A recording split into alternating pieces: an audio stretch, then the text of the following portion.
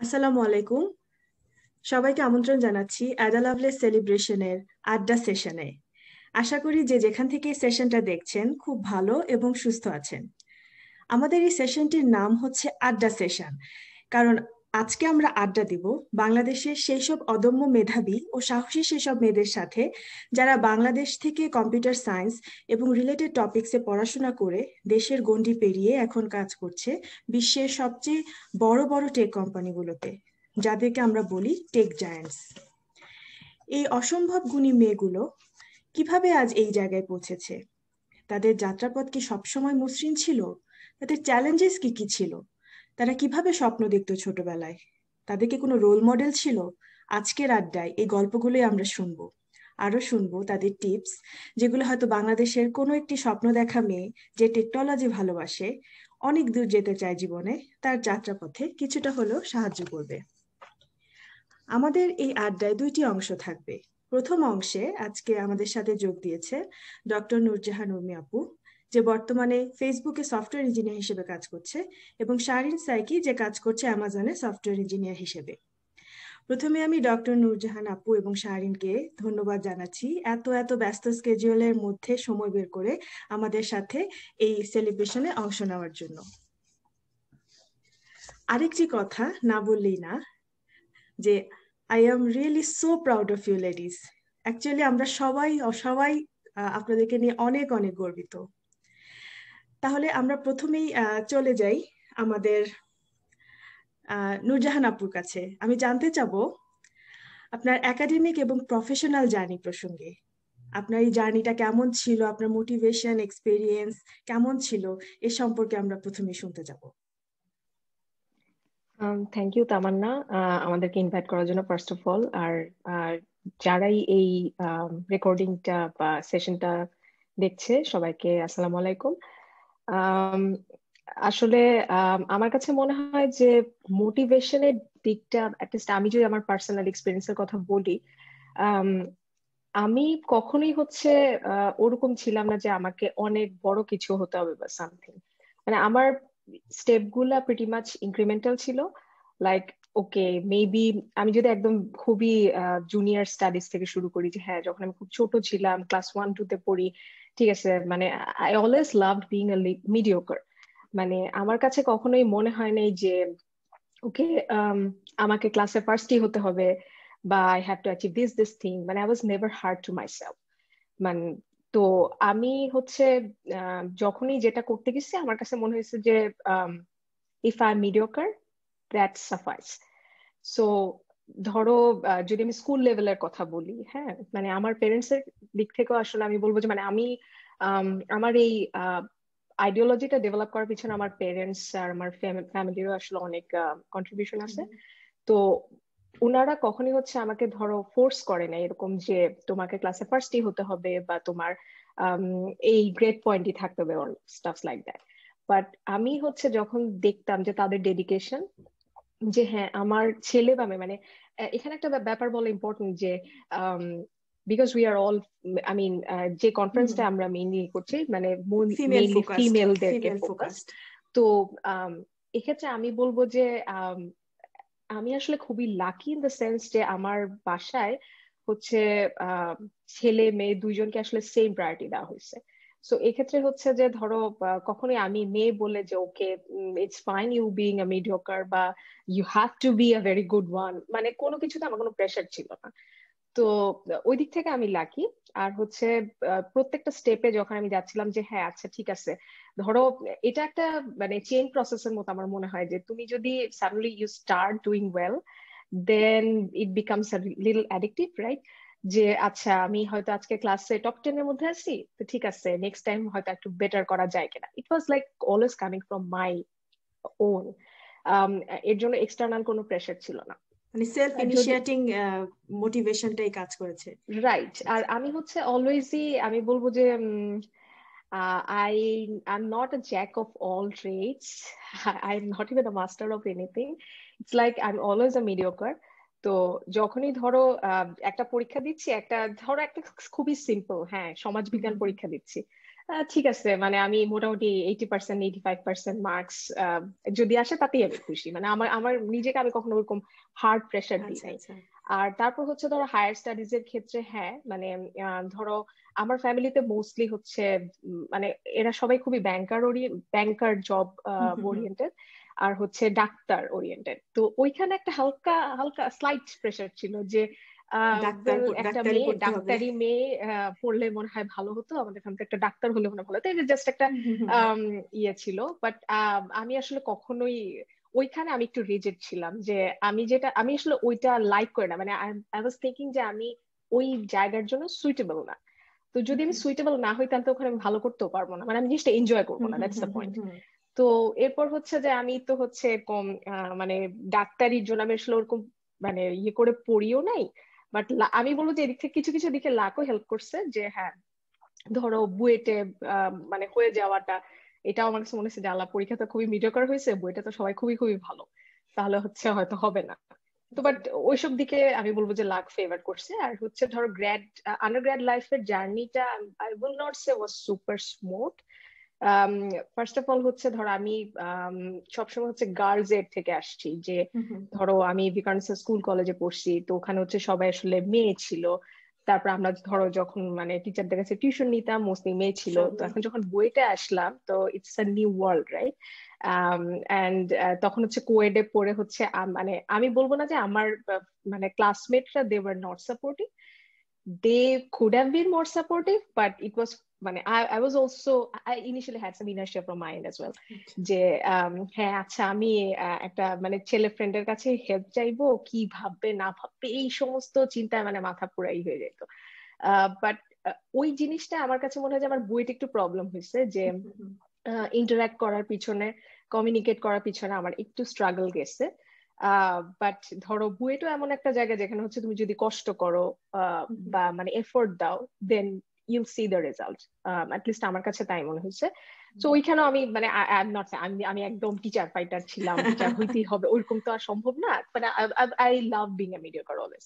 তো ওইখানেও আসলে জিনিসটা এরকম। আর গ্র্যাড লাইফের ক্ষেত্রে আম, ধরো যখন আসলাম সেটা হচ্ছে হোল নিউ প্লেস, রাইট? মানে আমি ইউএস আসলাম, আয় হায় এটা তো পুরো দুনিয়ার কাছে আমাকে খুলে দিল। মানে হচ্ছে আমি আসলে কখনো হলেও থাকি নাই, ওই আচ্ছা। থেকে আমি বলবো যে একটু ওভার প্যাম্পার্ড ছিলাম, যে over pampered in the sense যে হ্যাঁ মানে মা বাবাই আসলে ধরো মানে অনেক কিছু কাভার করছে আমার জন্য। Hmm all I hmm had to do is just eat sleep and study, that's it, right?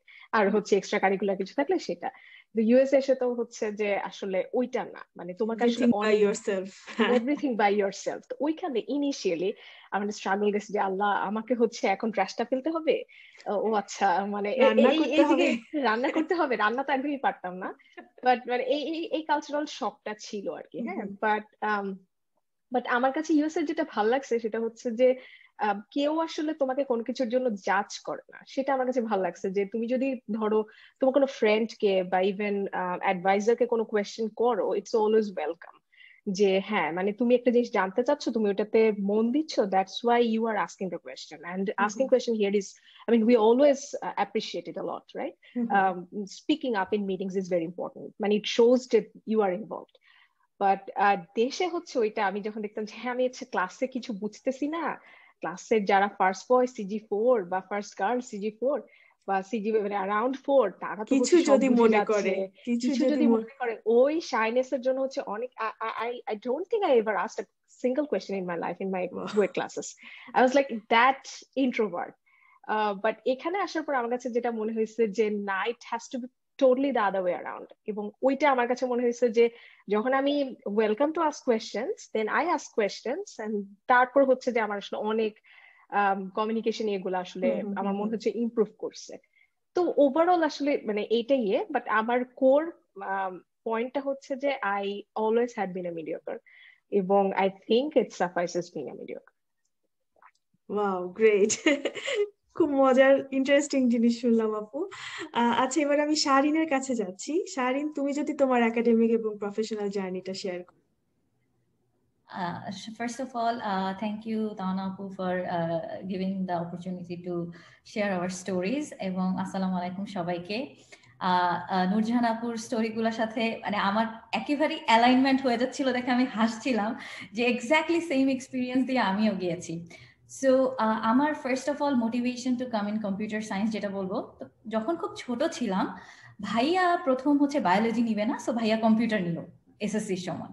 So এই জন্য আব্বা একটা কম্পিউটার কিনে আনলো, আর ওই সময় বাসায় কম্পিউটার থাকা was like something very big thing, কারণ আমি কথা বলছি মেবি 2001, 2003 ওই সময়কার কথা।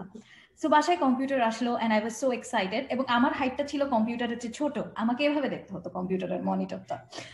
সো আমি গেলাম, সো ভাইয়া আমাকে করলো কি ওই সময় HTML এ ও জানি কি একটা কোডিং করলো। I used to say that আমার নাম মানে I am Shahrin Shahjahan psyche, এক সাইড থেকে আরেক সাইডে বিভিন্ন কালার দিয়ে ড্যান্স করতে করতে যাচ্ছে, and it was so amazing. I was just like wow, you can do this with it.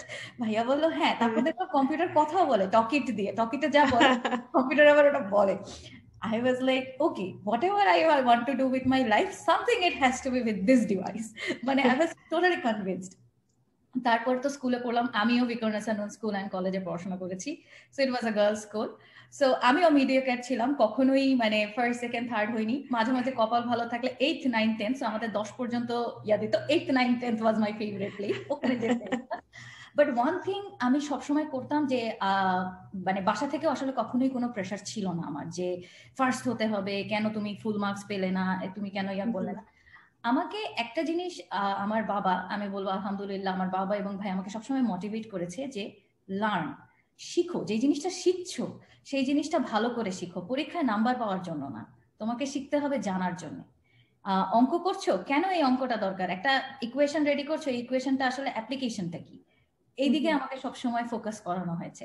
So ছোটবেলা থেকেই অঙ্ক এবং ফিজিক্স ম্যাথ এগুলোর প্রতি আমার খুব নেক ছিল। সমাজ বিজ্ঞান ছিল আমার সবচেয়ে উইকেস্ট পয়েন্ট, মানে কারণ হচ্ছে যে ওখান থেকে আমি শিখতে বসতাম, তারপরে I was just like okay that was not my interest, এবং বায়োলজিও আমার ইন্টারেস্টে ছিল না। সো আমি আরো শিওর যে okay like this is something, engineering is something maybe I am more aligned to instead of going to a doctors. আমার ফ্যামিলিও হচ্ছে, আমার ফ্যামিলিতে ম্যাক্সিমাম সবাই ব্যাংকিং লাইনের। সো জাস্ট থিংকিং আমরা এত সিমিলার কিভাবে। এটাই মানে আসলে দেখা যাচ্ছে অনেক কিছুই কিন্তু আমাদের মধ্যে সবার মধ্যে কমন চলে আসতেছে। সো আব্বা ভাইয়া আম্মা সবাই is from commerce banking line, and আমি হচ্ছে যে ভাবলাম যে একটু কম্পিউটার সায়েন্সে পড়ার ইচ্ছা ছিল। যখন আমি এসএসসি পাস করলাম, আমি বললাম যে কি বাদ দিলে কম্পিউটার সায়েন্সে মোর ফোকাস করা যায়। আব্বা আম্মা কাউকে না বলে আমি বায়োলজিটা বাদ দিয়ে দিলাম। সেম স্টোরি, এইচএসসি বাদ। বাসায় এসে বললাম, ফার্স্টে আব্বা খালি বললো একটা ডাক্তার থাকলে মানে ভালোই তো, but it's fine if you don't enjoy it. So আমি আব্বাকে বললাম, আব্বা আমি বায়োলজি পরীক্ষায় একটা প্রশ্নে 0 পেয়েছি, কেন পেয়েছি? শ্মশানের সংজ্ঞা জিজ্ঞাসা করলো, এবং আমি লিখলাম যে উদ্ভিদের ফুসফুস। উদ্ভিদের আবার ফুসফুস হয় কি? ভাবছি কি আমি যদি ডাক্তার হয়ে যাই, আল্লাহ না করুক, মানুষের কি অবস্থা হবে, better I don't go there. So that was a funny story. So যাই হোক, এরপর একটু ফাস্ট ফরওয়ার্ড করলে কম্পিউটার সায়েন্সে যেহেতু পড়ার ইচ্ছা ছিল, বুয়েটে আমি কম্পিউটার সায়েন্স পেলাম না। সো এগেইন এখানে আমার আব্বা এবং ভাইয়ার আল্লাহর রহমতে অনেক মানে তাদের সাহায্যে, তো আব্বু বললো যে না, তুমি যদি কম্পিউটার সায়েন্স পড়তে চাও তাহলে you should study in computer science. তো আমি তখন নর্থ সাউথ ইউনিভার্সিটিতে সিএসসি তে ভর্তি হয়ে গেলাম। তারপরে এগেইন যেহেতু আমার মেয়েদের স্কুল কলেজ কোচিং গুলো মেয়েদের সাথেই ছিল, প্রথমে আমি একটা ক্লাসে ঢুকলাম যেখানে 3টা মেয়ে ছিল, বাকি সব ছেলে। প্রফেসররাও কথা বলছে, এখন তখন আর কি একটু শাইনেসটা খুব কাজ করতো যে আমি কি প্রশ্ন করব, দে উইল থিংক ডাম্ব, আমি কিছু জানি না, থাক আমি কিছু না করি। তো খুব চুপ থাকতাম আসলে শুরুর দিকে ক্লাসে। যদিও আমাদের ইউনিভার্সিটিতে অ্যাটলিস্ট একটা জিনিস ভালো ছিল যে প্রশ্ন করলে টিচাররা এটাকে খুব মানে ইয়া করতো, মানে অ্যাপ্রিসিয়েট করতো আমাদের। এই একটা জিনিস আমি নর্থ সাউথে পেয়েছি আলহামদুলিল্লাহ। তারপরেও আমি জিজ্ঞাসা করতাম না, কারণ হচ্ছে যে আই ওয়াজ সো স্কেয়ার্ড। আমি কখনোই প্রশ্ন করি নাই আমার পুরো আন্ডারগ্রেড লাইফে। I was the silent one, যে চুপচাপ পড়তো। এবং দেখা যেত যে থ্যাঙ্কফুলি ইন্টারনেটের কারণে কোনো প্রশ্ন থাকলে I use to ask Google more than anyone else. That was my favourite playground. তারপরে নর্থ সাউথ থেকে যখন এখানে আসলাম মাস্টার্স করতে ইউটিডিতে, again it's an open place, এবং আপুর মতো আমারও, আমি কোনো জীবন বাসার থেকে বাইরে ছিলাম না। So this is the first time I am saying. So দেখা যেত যে পড়াশোনার সাথে আমাকে ট্র্যাশ করতে হবে, আমাকে ওয়াশিং মেশিনে যে আমার কাপড় ধুতে হবে, সপ্তাহ শেষে বাসা ক্লিন করতে হবে। ও মাই গড, মানে how to balance. So that was a challenge in the beginning, but আস্তে আস্তে সেই চ্যালেঞ্জের সাথে একটু একটু করে মানাতে শুরু করলাম। তারপরে এটার পর থেকে যখন তারপরে সেকেন্ড চ্যালেঞ্জ আসলো, সেটা হচ্ছে আমার ইন্টার্নশিপটা হয়ে গেল part time, second half of my ইন্টার্নশিপস। এখন ওয়ার্ক, দেন পড়াশোনা, আর এখন বাসার কাজ। ও মানে I use to feel like overwhelmed all the time. আমি যে মানুষ বাসায় একটা কাজ করতাম না, হঠাৎ করে একসাথে অনেকগুলো লার্নিং আসা শুরু করলো, যে এই পুরো ব্যালেন্সটা আসা। শুরুতে কষ্ট হয়েছে, বাট ডেফিনেটলি আস্তে আস্তে সময়ের সাথে I was able to calibrate যে কিভাবে কোনটা করলে কোন জায়গায় পড়ে। তখন আম্মার সাথে কথা বললে আম্মা বলতো যে এখন তুমি বাসায় আসলে কাজ করবো, বাসায় তো আগে কাজ করতে হবে। তারপরে তারপরে the final struggle was searching a job during pandemic, so that was the biggest blow. But again এখান থেকে যে সবচেয়ে বড় লার্নিংটা ছিল আমার, যে কখনোই কোনো কিছু ছেড়ে না দেওয়া, যে just because of it seems at the one point, মানে আমি যেরকম 5 মাস, আমি না, আমার সাথে যারা চাকরি খুঁজছিল ওই সময় কোনো ইন্টারভিউ কল ছিল না আমাদের হাতে।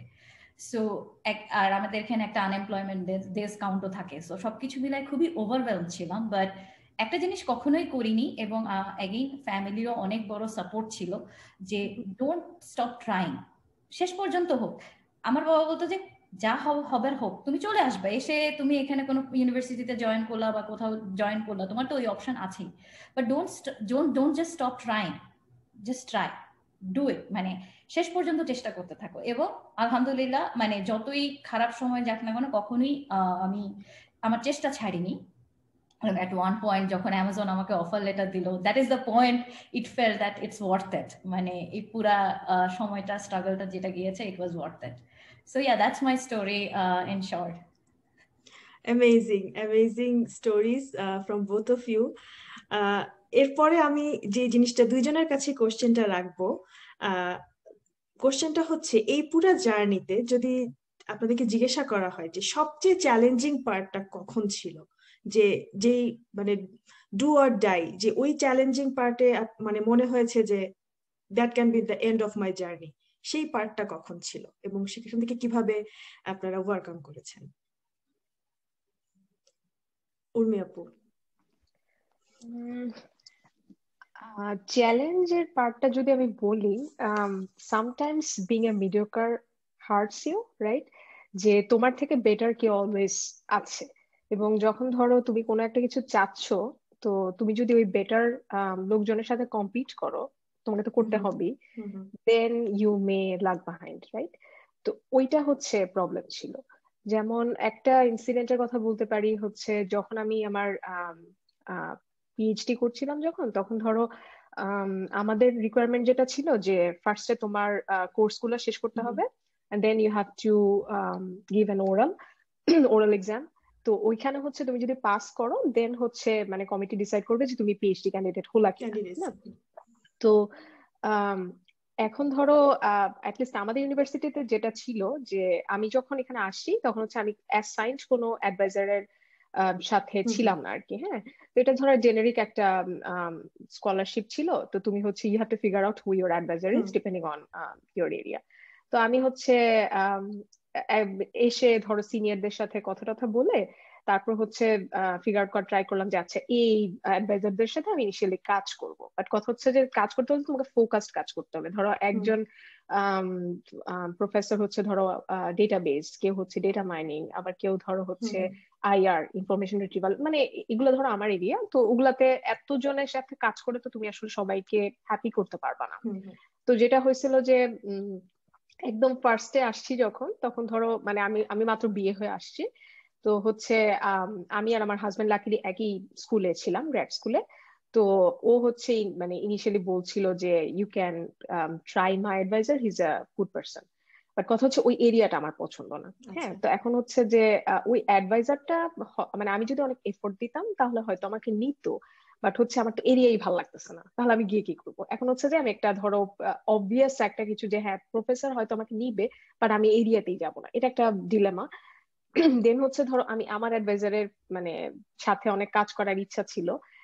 তো আর হচ্ছে ওর ধরো ওর ব্যাপারে সবার যে রেকমেন্ডেশন সেটা অনেক হাই, যে if you can work with this guy মানে ইটস ওয়ার্থ ইট। বাট কথা হচ্ছে ও আবার আমাকে পাত্তাই দিচ্ছে না। তো হচ্ছে ওর পিছে পিছে মানে ঘুরতে ঘুরতে যে আই নিড সাম ওয়ার্ক বা I can do something, just give me something, anything. তো হচ্ছে ওইটা আবার পাচ্ছিলাম না। আর প্যারালালি আরেকটা আইআর প্রফেসরের সাথে কাজ করছিলাম। তো লাস্টে আমার কাছে মনে হলো যে আমি তিনটা একসাথে পারবো না, ইটস নট পসিবল। তো ডু অর ডাই, জাস্ট হচ্ছে আমার অ্যাডভাইজার যে লাকিলি পরে হয়েছে, তো ওনার সাথেই কাজ করবো। এখন আমি ওনার সাথে যখন মানে প্রফেসর দেখতেছে যে হ্যাঁ আমি বারবার যাচ্ছি মানে টুকটাক কাজ করতেছি, তো ফার্স্ট ফার্স্ট ব্রেকটা যেটা গুড পয়েন্ট সেটা হচ্ছে যে সে আমাকে ল্যাবে একটা স্পেস দেয়। তো ধরো ইনিশিয়ালি যেটা হয় যে যারা আসলে পার্মানেন্ট স্টুডেন্ট ওদের ল্যাবের মধ্যে স্পেস থাকে, ডেস্ক থাকে, they have machines and stuff. But আমরা যারা ধরো টেম্পোরারি আসতেছি বা ধরো অনেক মাস্টার স্টুডেন্ট যে থিসিস এর জন্য আসছে ওর কাছে, তো ওরা ধরো মানে টেম্পোরারি কিছু চেয়ার টেবিল খুঁজে পেতে নিয়ে ওরা হচ্ছে ল্যাপটপ নিয়ে বসে যায় আর কি। তো আমি ধরো ওরকম ছিলাম। তো এখন একদিন হচ্ছে ও এসে হঠাৎ করে আমাকে বলে কি তুমি যে আমার এই স্টুডেন্টটা গ্রাজুয়েট করছে তুমি ওর ডেস্কে বসতে পারো, তোমার ওই জেনারেল জায়গায় বসার দরকার নেই। তখন তো মনে হয়েছে যে Allah I got promoted, it's promotion যে I got a desk, but it's not any confirmation যে ও আমাকে নিল। হ্যাঁ, একদিন হচ্ছে ধরো ও কাজ দিচ্ছে আমি কাজ করতেছি, it's all going on like that, but there was like no official confirmation and I was so scared to even asking যে তুমি কি আমাকে নিচ্ছ। মানে আমি এটাও জিজ্ঞেস করতে পারছিলাম না। হ্যাঁ, মানে আমার জিজ্ঞেস করতে পারে আমি না শুনবো ওইটাই আমি নিজেই চাচ্ছিলাম আর কি। ইফ আই কুড, আমি যদি ধরো ডিরেক্ট হতাম ও আমাকে হয়তো বলতো যে না নিবো না, তো ওইটা আমি শুনতে পাচ্ছিলাম না আর কি। So I was just delaying this conversation. এরপর হচ্ছে একদিন ও আমাকে বললো যে তুমি আমার অফিসে আসো। তো আমি তো জাস্ট ভাবলাম যে আচ্ছা নতুন একটা প্রজেক্টের কথা হচ্ছে মনে হয় ওইটা নিয়ে বলবে। Just out of the blue সে আমাকে বলল হচ্ছে যে আমি আসলে লাইক করতেছি তোমার কাজ, বাট পয়েন্ট হচ্ছে যে আমি আসলে এখন থেকে আর কোনো গ্র্যাড স্টুডেন্টই দিব না, জাস্ট টু টায়ার্ড। তুমি আসলে অন্য প্রফেসর দেখো, if you want I can give recommendations and stuff, but I can take you. ওদিন তো মনে হলো যে আল্লাহ মাথায় বাজ পড়ছে, কি হবে। I was so so so sad. আর আমার মনে হয় না আমি স্কুলে আমার মানে পরিচিত কোনো ফ্রেন্ড নাই যাদের সাথে আমি দুঃখ শেয়ার করি নাই যে হায় হায় আমার কি হবে, মানে এরকম করতে করতে। বাট দেন যেটা হইলো যে I don't know why he change his mind, suddenly সে আমাকে হচ্ছে বলে যে তোমার আসলে ওরাল দেওয়ার মতো কাজ হয়ে গেছে, পেপার সাবমিট করো। পেপার লিখালো, পেপার অ্যাকসেপ্ট হলো। তারপর যে এটা দিয়ে তুমি ওরাল ডিফেন্স দাও, মানে যেটা ওই যে ওইটাকে কি যেন বলে ফার্স্ট, হ্যাঁ কোয়ালিফায়ার প্রেজেন্টেশনটা দাও। তো ওইটা যখন দিতে বলে দ্যাট মিনস যে ও আমাকে নিচ্ছে, বুঝছো। মানে ওইটা দেওয়ার আগ পর্যন্ত আই ডিডন্ট নো যে ও আমাকে নিবে। বাট অনেকে বলছিল যে ও তোমাকে এইটুকু আসতে দিছে মানে he is going to take you, but ও মানে আমাকে জাস্ট ঝুলায় রাখছে আর কি। ওইটা ধর একটা খুবই সিচুয়েশন ছিল যে না হলে কি যেটা হয়তো যে আমার আসলে স্কুল চেঞ্জ করার ব্যাপার ছিল, আমার হাজবেন্ড এখানে, আমাকে আসলে আমি ট্রাই করতাম যে যাতে ওর ভিসিনিটিতে থাকতে পারি, মানে অনেক ব্যাপার ছিল। তো ওইটা একটা প্রবলেম ছিল। আর সেকেন্ড আরেকটা যেটা ছিল যে ধরো যখন গ্র্যাড লাইফে আমাদের হচ্ছে এরকম ওরালটা দেওয়ার পরে তারপর হচ্ছে ধর তুমি অফিসিয়ালি পিএইচডি স্টুডেন্ট, তাই না? তো এরপর হচ্ছে থার্ড ফোর্থ ইয়ারে ইউজুয়ালি ইজ দ্য ট্র্যাডিশন যে তুমি আসলে ট্রাই ফর এন ইন্টার্নশিপ। তো আমাদের ল্যাবের যেটা ছিল যে ওদের আসলে মানে অ্যাপ্লিকেশন বেসড কাজ, তো তো মানে কাজগুলোর অনেক ডিমান্ড ইন্ডাস্ট্রিতে, সো ফার দ্যাটস গুড। তো যেটা হচ্ছে আমাদের মানে আমার সমসাময়িক আরো ধরো দুইজন ফ্রেন্ড ছিল আমাদের কলিগস। তো ওদের হচ্ছে ওরা মানে আমরা সবাই একসাথে ইন্টার্নশিপ ট্রাই করছি, তো ওদের হয়ে গেছে, হ্যাঁ আমার হচ্ছে না। And I got so many rejections যে মানে আই ফিল যে হ্যাঁ প্রবাবলি আমার ইন্টারভিউটা ভালোই হয়েছে, but somehow it ends up like with either no response or হচ্ছে sorry to inform you, মানে ওই মেইলটা দেখা মানে হচ্ছে মেইলের যে একটা ইয়ে থাকে না যে হাইলাইটস দেখা যায় যে hi we thanks for your time, যখনই থ্যাঙ্কস ফর ইওর টাইমটা বলে ইট ওয়াজ সো মানে কি বলবো এত খারাপ লাগতো যে আমি মানে অনেক ট্রাই করছিলাম আসলে। মানে আমার কাছে মনে হচ্ছিল যে আই কুড মানে আমি একটু এত নিচের প্রতি হার্ড না হলেও পারতাম। I was like না আমার কেন হচ্ছে না এরকম। হ্যাঁ তখন যে দূর আমার দিয়ে ইন্টার্নশিপ এগুলো কিছু হবেই না। হ্যাঁ মানে এরকম একটা একদম এন্ডে গিয়ে 2014 এর সামারের একদম এন্ডে গিয়ে I got my internship with Bell Labs, and এটা ছিল যে এটাও পুরো আউট অফ দ্য ব্লু যে এটা যে হবে মানে আমি আসলে আরো বেটার ইন্টারভিউ দিছিলাম অন্য জায়গায়, আমার কাছে মনে হচ্ছে ওগুলাতে হয় না, এখানে হওয়ার কথাই না। জাস্ট কেমনে জানি হয়ে গেল, তখন মনে হয় যে আয় হায় এটা কেমনে হইলো। মানে আমার কাছে মনে হচ্ছে যে যখনই আমি একদম এজে চলে যাই আমার লাইফে, সামহাও আল্লাহ আসলে আমাকে বলে সামথিং যে ওকে ব্রেক ওকে হ্যাপেন্স। জাস্ট আসো, ঠিক আছে করছো, মানে ওকে তোমাকে একটা কিছু দিয়ে দিই। এবং সেইটা যেটা হয়েছে যে যেটা দিয়ে আমাকে দিল, আমি আগে এর থেকে বেটার ট্রাই করছি, বাট ওইটা আসলে ওয়ার্কআউট করে নাই, বুঝছো। তো এরপর যেটা হয়েছে যে আচ্ছা এর থেকে একটা মিডিওকর পারফরমেন্স দিও আসলে হয়ে গেছে। হ্যাঁ মানে I don't know what happens, but এটা আসলে পুরা আমি বলবো যে আল্লাহর রহমত আর বাপ মায়ের দোয়া, আসলে আর কিছু না। তো ওইটা একটা ইয়ে ছিল। আর একদম লাস্টে যেটা ছিল সেটা হচ্ছে যে looking for a job, full time job. তো ধরো ওই ওই টাইমের মধ্যে I was in good shape with my PhD, then ইন্টার্নশিপও মোটামুটি ভালো জায়গায় ছিল, but then full time job it's a little different from internships, right. আমি হচ্ছে যেটা আমার একটা ইয়ে ছিল সেটা হচ্ছে আমি ইউজুয়ালি মানুষজন যেটা ট্রাই করে যে ইন্টার্নশিপ থেকে ফুল টাইমের অফার পেয়ে যায়। হ্যাঁ আমার অনেক ফ্রেন্ড ছিল এরকম পেয়ে গেছে, আমি পাইনি। হ্যাঁ আচ্ছা এটারও অনেক রিজন ছিল যে ওদের ধর ওপেনিং ছিল না, বা হচ্ছে ওদের এই এরিয়াতে লোক দরকার নাই, এরকম এরকম। আবার হচ্ছে কিছু কিছু জায়গায় হয়তো ওরা ভাবছে যে মেবি পারফরমেন্স ওরকম আপ টু দ্য মার্ক ছিল না। এরপর হচ্ছে এরপর দেন এটা কি মিন করে যে তোমাকে আসলে ফুল টাইমের জন্য একদম স্ক্র্যাচ থেকে প্রিপেয়ার হতে হবে। এন্ড সেম সাইকেল স্টার্টস যে thanks for your application, thanks for your applications যে আমার মেইল বক্স ভরে গেছে। ইভেন হচ্ছে ধরো জাস্ট রেজুমে ড্রপ করার পরও হচ্ছে যে কেউ ডাকতেছে না। মানে আমার কাছে মনে হচ্ছিল যে trying to build your network is very very important. এবং তখন হচ্ছে আমি আসলে আমার ইনিশিয়াল ডেইজে ওটা বুঝি নাই। I had some network, but the thing was I was shy to ask for help. যে আচ্ছা ভাইয়া বা আপু আমাকে এখানে একটু রেফার করতে পারেন কিনা, they would be happy to help me, but I didn't ask. So এটা আমার এন্ডের প্রবলেম ছিল, বুঝছো।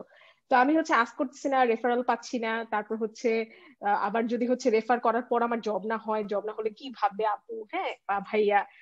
ওই ইয়েতে আমি হচ্ছে যে মানে কাউকে জিজ্ঞাসা করতেছি না, মানে একটা কি একটা মানে মেসেজের ওই যে অবস্থা। ইনিশিয়াল কোশ্চেন করতে পারার যে ভয়টা, সেইটাই and now I feel inertia. Right. এরপর আমাকে আসলে আমার আম্মু একটা কথা বলছিল যে দেখো মা, তুমি যদি হচ্ছে ছোট থাকতে কান্নাকাটি না করতে, আমি তো তোমাকে দুধও দিতাম না, এই রাইট। যে না, সো ইউ হ্যাভ টু এইটাই ask for it. If you don't ask for anything, how would other people know যে ইউ ওয়ান্ট ইট। তো মানে কেউ তো আসলে এরকম বুঝতে পারে না, ইনফার করবে তোমার কথা, এটা তো আসলে কোনো মানে নেই। তো এরপর হচ্ছে পাচ্ছি না। এরপরে সাডেনলি হচ্ছে ওই আমার ফার্স্ট জবটা আসলে আউট অফ দ্য ব্লুই হয়েছে। আই ডোন্ট থিঙ্ক যে ইন্টারভিউ খুব টপ নচ হয়েছে আমার। আর ওইটা হয়ে যাওয়ার পরে দেন আসলে I actually gave myself some room যে আচ্ছা ঠিক আছে। তো অলদো এটা আমার ধরো টপ প্রায়োরিটি জব ছিল, but I really liked my colleagues, মানে এভরিবডি এত ভালো ছিল ওয়ার্ক প্লেসটা। তো এরপর মনে হয়েছে যে আমার অলওয়েজই মনে হতো যে আমি হয়তো টপ টিয়ারে ট্রাই করলে হয়তো আমার হবে, বাট হচ্ছে I was not confident. And তারপর হচ্ছে আমি ধর নিজেকে অনেক টাইম দিচ্ছি যে নিজেকে একটু গ্রুম করার জন্য যে কি তারা চায়। হ্যাঁ তো ওখানে হচ্ছে অনেক রিজেকশন তো হয়েছি। বাট তারপর যখন হচ্ছে আমি 2018-এ হচ্ছে আমি 2016-এ ফার্স্ট জব অফার পাই টেরাডাটা থেকে। ওইটা আসলে খুবই ভালো একটা ইয়ে ছিল, আমার ব্রেক ছিল যে হ্যাঁ আমি কোথাও জব অফার পাইনি, that was my only offer. But তারপর হচ্ছে যখন আমি 2018-এ অ্যামাজনের অফারটা পাই, আই ওয়াজ লাইক অ্যামাজন আমাকে কেন অফার করবে, মানে কি দেখছে আমার মধ্যে, কেন দেখবে এরকম। তখন হচ্ছে আমার এক সিনিয়র ভাই বলছে যে তোমার কনফিডেন্স এত কম কেন, কেন দিবে না, ওদের তো লোক দরকার, মানে তুমি এরকম করে কেন ভাবতেছ। মানে আমার মধ্যে যে ইনফিরিয়রিটি কমপ্লেক্স এবার সো মানে এটা আসলে অনেক বেশি ছিল। তো কেন আমাকে নেবে। এখন আমি নাও আই স্টার্টেড থিঙ্ক যে ওরা কেন আমাদেরকে নিবে না। কারণ আমাদের থেকেও ধরো মানে অনেক কান্ট্রি থেকে আমার মনে হয় যে নট দ্যাট এলিজিবল পিপল, মানে they are eligible, I am not saying তারা খারাপ, বাট জিনিসটা হচ্ছে যে আমাদের মধ্যে আমরা নিজেদেরকে এত ডাউন করে দেখি না। তো আমরা সবসময় ভাবি যে আমাকে কেন নিবে, মানে আমি অ্যাপ্লাই করতে, ওইটা করলে তুমি অ্যাপ্লাই করতে পারবে না বাবা, তাই না। তো এইটাই আর কি। তো মানে অ্যামাজনের অফারটা পাওয়ার কে কে ওরা আমাকে অফার করতে পারে। And then I feel like আমাদেরকে অ্যাকচুয়ালি অফার করে, এন্ড মানে আমাদেরকে জাস্ট ওদের জন্য প্রিপেয়ার হইতে হবে। তো এগুলো আর কি, মানে অনেক কথা বলে ফেললাম। হ্যাঁ না, খুবই ইন্টারেস্টিং স্টোরি। এবং মানে আমার কাছে মনে হয় আমিও পারছি এবং অনেকেই গল্পগুলোর সাথে রিলেট করতে পারবে যে এই রিজেকশন গুলাকে ওভারকাম করা, রিজেকশনের পরে আরো পার্সু করা, এবং এই যে নেটওয়ার্কিং এর দরকার প্রয়োজনীয়তা, তারপর লেগে থাকার যে টেন্ডেন্সিটা খুবই দারুণ লেগেছে আমার কাছে এই স্টোরিগুলা। শারিন, এবার তোমার কাছে শুনতে চাবো, তোমার লাইফের সবচেয়ে চ্যালেঞ্জিং পার্ট কি ছিল এবং তুমি সেটাকে কিভাবে ওভারকাম করলে? শিওর। এগেইন আপুর সাথে আমার স্টোরি এইভাবে মিলছে যে আমি ভাবছিলাম যে ওয়াও, লাইক আমার ওই ইনফিরিয়রিটি কমপ্লেক্সের জন্য যে আমি চিন্তা করতাম ওয়াইজ মেন থিংস অ্যালাইক। আমি বলবো আমি কি পারবো, আমাকে দিয়ে সম্ভব, আমি কি পারি, মানে that was always the question behind my head. So আমি ক্রোনোলজিক্যালি যাবো। আমি করেছি masters in computer science. So মাস্টার্সটা আসলে খুবই তাড়াতাড়ি যায়, মানে কিছু বোঝার আগেই মাস্টার্স শেষ হয়ে যায়। সো প্রথম যখন এসেছি, সো আসার পরে আমি যখন ল্যান্ড করলাম, ক্লাস শুরু করলাম, সো একটা কালচারাল শকের মধ্যে দিয়ে যাচ্ছিলাম। কারণ হচ্ছে যে ফার্স্ট অফ অল এখানে আমার classmates are not from Bangladesh, right? বাংলাদেশে আমাদের থিঙ্কিং প্যাটার্ন এবং সবকিছু একরকম। অ্যান্ড কম্পিউটার সায়েন্সে পড়লে যেটা দেখা যায় যে ম্যাক্সিমাম ইজ ফ্রম ইন্ডিয়া, এবং ইন্ডিয়ানরা অনেক বেশি কম্পিউটার সায়েন্সে ইনভলভ থাকে আমাদের চেয়ে। সো দেখা যাচ্ছে যে ওরা প্রোগ্রামিং শুরু করছে ক্লাস 6, 7, 8 থেকে, সেখানে আমি প্রোগ্রামিং ধরেছি আমার first year of university. So এই জিনিসটা আমি যখন ওদের সাথে মিশা শুরু করলাম এবং ওদের ইনডেপথ আন্ডারস্ট্যান্ডিং বুঝলাম, আমার মাঝখানে ইনফিরিয়রিটি কমপ্লেক্সটা আরো বেড়ে গেল। Oh my god, how will I do it? আমি তো ওদের সাথে কোনো কম্পেয়ারেই যাই না, মানে আমার তখন ব্যাক ইন দ্য মাইন্ড। তারপরে আমার ক্লাসমেট, আমার যে প্রথম ফ্রেন্ড, সে ছিল আইআইটি থেকে, ওর সাথে যখন আমি বসতাম I was just like what, I know nothing. মানে ও একটা প্রবলেম, একটা অ্যালগোরিদম বা একটা কোনো প্রবলেম দিলে ধাপ করে সলভ করে ফেলতো, যেখানে আমি আমার মাথা বাড়ি দিচ্ছি, এটা কিভাবে হচ্ছে, এটা কিভাবে হচ্ছে, এটা কিভাবে হচ্ছে। But which I didn't understand that person has been working for so long, এবং আমি মাত্র শুরু করেছি। So there will be a gap definitely. তো এটা একটা চ্যালেঞ্জ ছিল শুরুতে, যে আমার কাছে মনে হতো যে আমি পারবো না, আমাকে দিয়ে হবে না। অ্যান্ড দেয়ার আর টাইমস আমি আম্মাকে ফোন করে বলতাম, আম্মা আমি কালকেই ফ্লাইট ধরে চলে আসতেছি, হবে না আমাকে দিয়ে। কিন্তু আমাকে আম্মা বলতো যে চলে তো আসা যাবে, that is always an option, তোমার বাসা আছে, আমরা আছি, বাট চেষ্টা করো না, একটু চেষ্টা করে দেখো, পড়ে দেখো না। ও তো পড়ছে, এমন তো না যে ডে 0-তে জানে, পড়ছে। আর তোমার যদি মনে হয়, তুমি ওকে যে জিজ্ঞাসা করো যে তুমি কিভাবে আসছো, কিভাবে তোমার আন্ডারস্ট্যান্ডিং ইয়া হয়েছে, এটা তুমি ওকে জিজ্ঞাসা করো, ওখানে ছোট হওয়ার কিছু নাই।